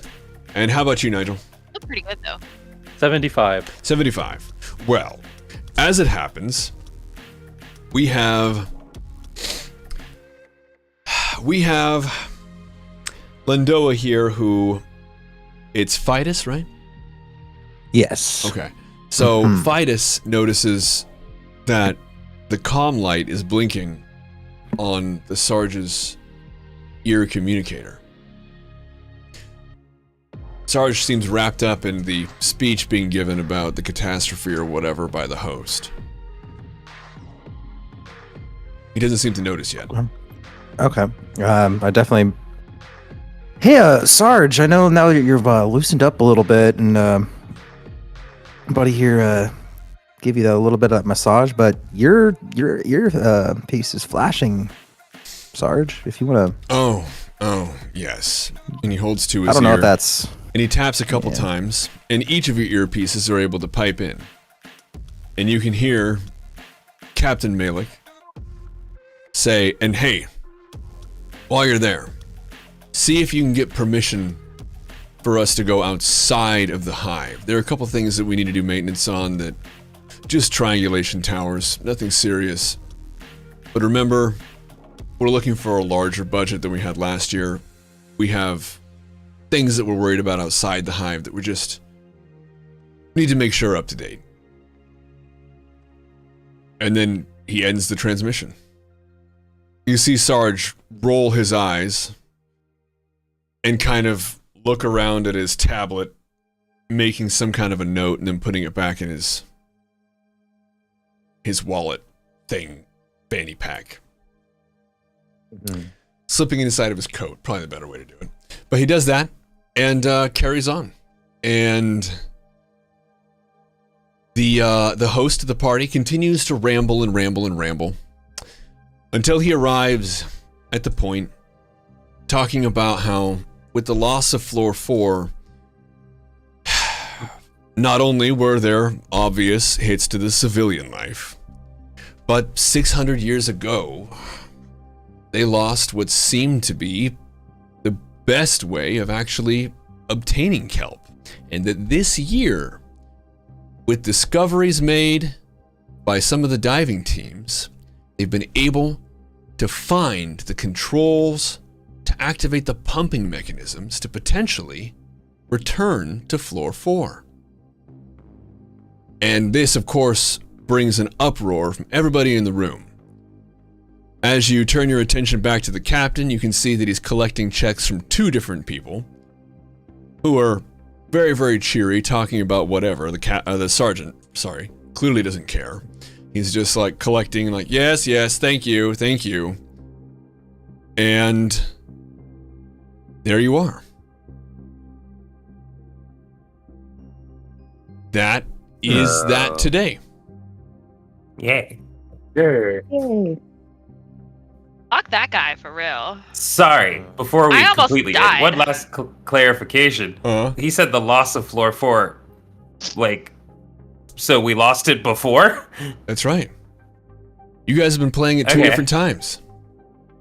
Oh, goody. Oh, okay. Your second Okay, yeah, I was character confused is about that. not a backup character.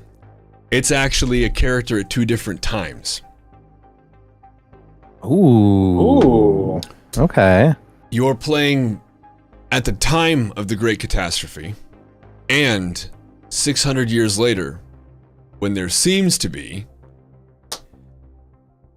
a return to floor 4.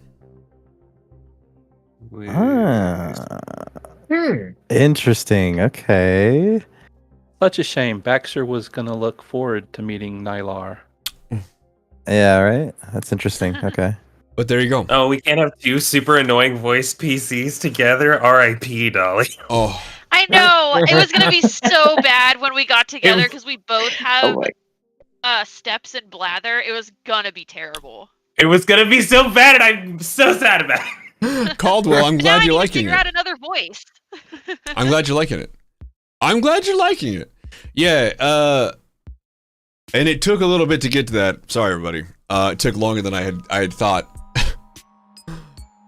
Oh, the damn hat. Yeah, you're gonna get it. I'm sure you can. But yeah, that was Never. this. That was this session, and I've kept everybody in our group so long that I'm actually going to end this session now. And everybody who's in the Discord, don't disappear just yet. But I'm gonna end the stream. But thanks to anybody who watched this far, and we'll be back next week with our next session. So, see you then. Don't forget to subscribe, comment, not notification. Yeah, do all that. Notification Oh stuff. Christ! All right. Okay.